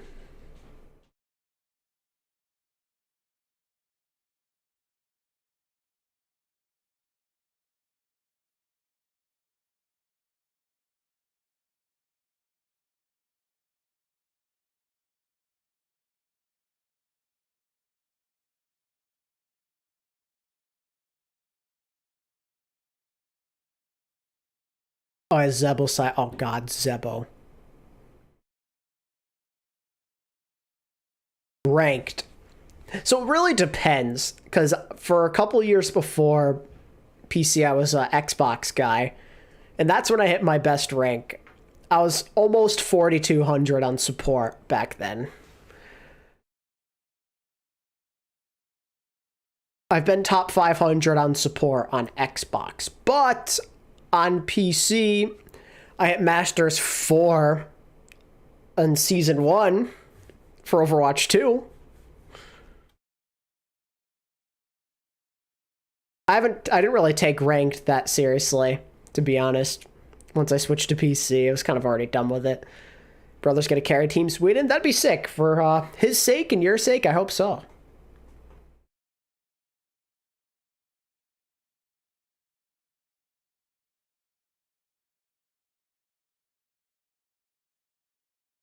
If you were to be an OWL player, who would you like to play for?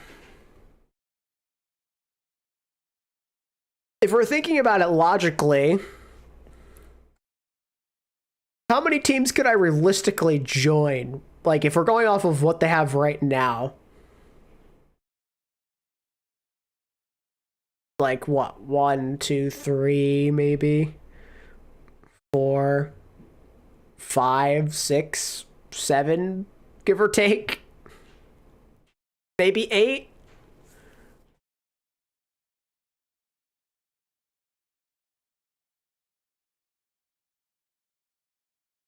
I feel like it'd be fun to play in Defiant. If we're talking what they have right now. Like, playing with a certain, like, group of players, that is. Like, if I'm trying to play for, like, the best org possible, then it's a little different. You know, like, a good org is, like, Gladiators, you know, like, reliable. Shock was like another org you'd want to play for, like if they weren't full Korean, you know, if it was possible, you know, good org. Houston, good org. Dallas, since, you know, after season 1, they've been a pretty good org, I'd say.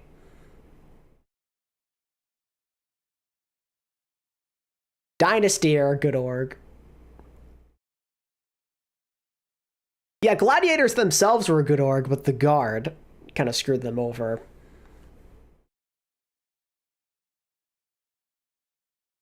Gladiators beforehand were always really good, though. It's not their fault that their entire operation got shut down. It's unfortunate.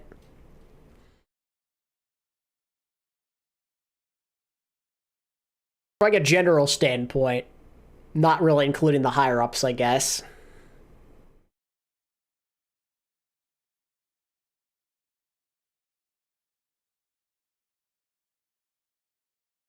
Get shut down in a blaze of glory. That'd be wonderful. I'd love that.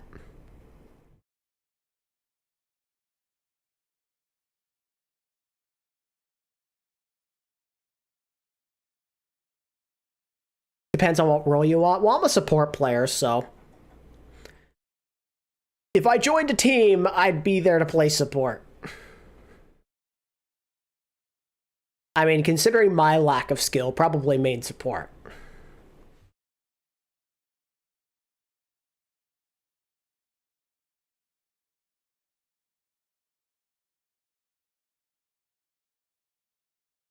The weakest part of the Glads this year?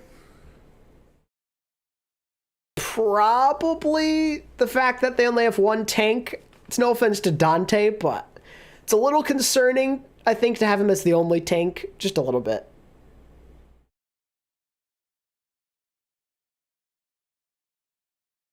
Damn, you want to play Mercy Break Lucio only? I mean, if I want to, you know, not throw completely, then yeah.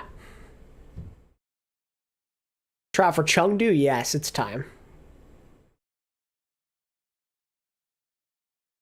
Luckily for you, LA Valiant has a track record of playing unqualified main support. You're so right. I should try out for the LA Valiant. Maybe they'll sign me.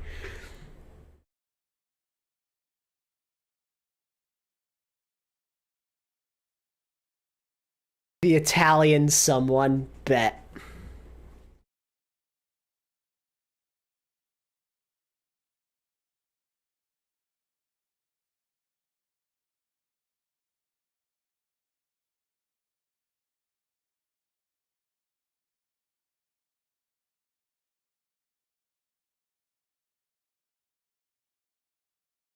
Yeah, I think we've kind of reached the end of the discussions, though, for the most part.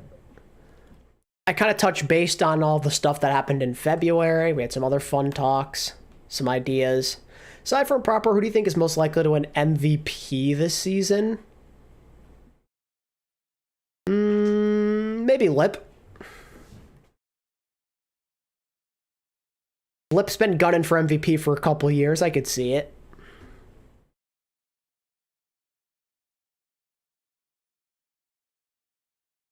Not sure if it means anything, but did you see Hottie's tweet? I did. Apparently London are making some more moves. They got Sparker back, but more on the way.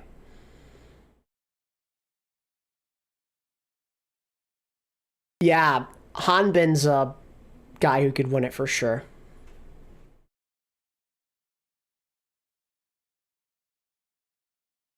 But yeah, aside from that, what the heck? My brain is not functioning. Aside from that chat, I think I'm basically done for the stream. We've been going for about 3-ish hours now, almost. And we've kind of touched base on everything. We thought of some cool content ideas to maybe do that I'll keep you guys updated on. Do you think we'll save the Glads if Custo can buy the Valiant? Anything is possible. Well, but yeah, I hope you enjoyed the stream, guys. I think I might stream again later this week. Maybe we can look at those Defiant Gladiator scrims or something else. I have some videos in the works that I'm excited about that will hopefully get out soon. Hopefully I have some news content for you guys this week as well, if the Spark keep their promise. Enjoy the rest of your nights. Have a good one, guys. And I'll talk to you in the next one. Peace out.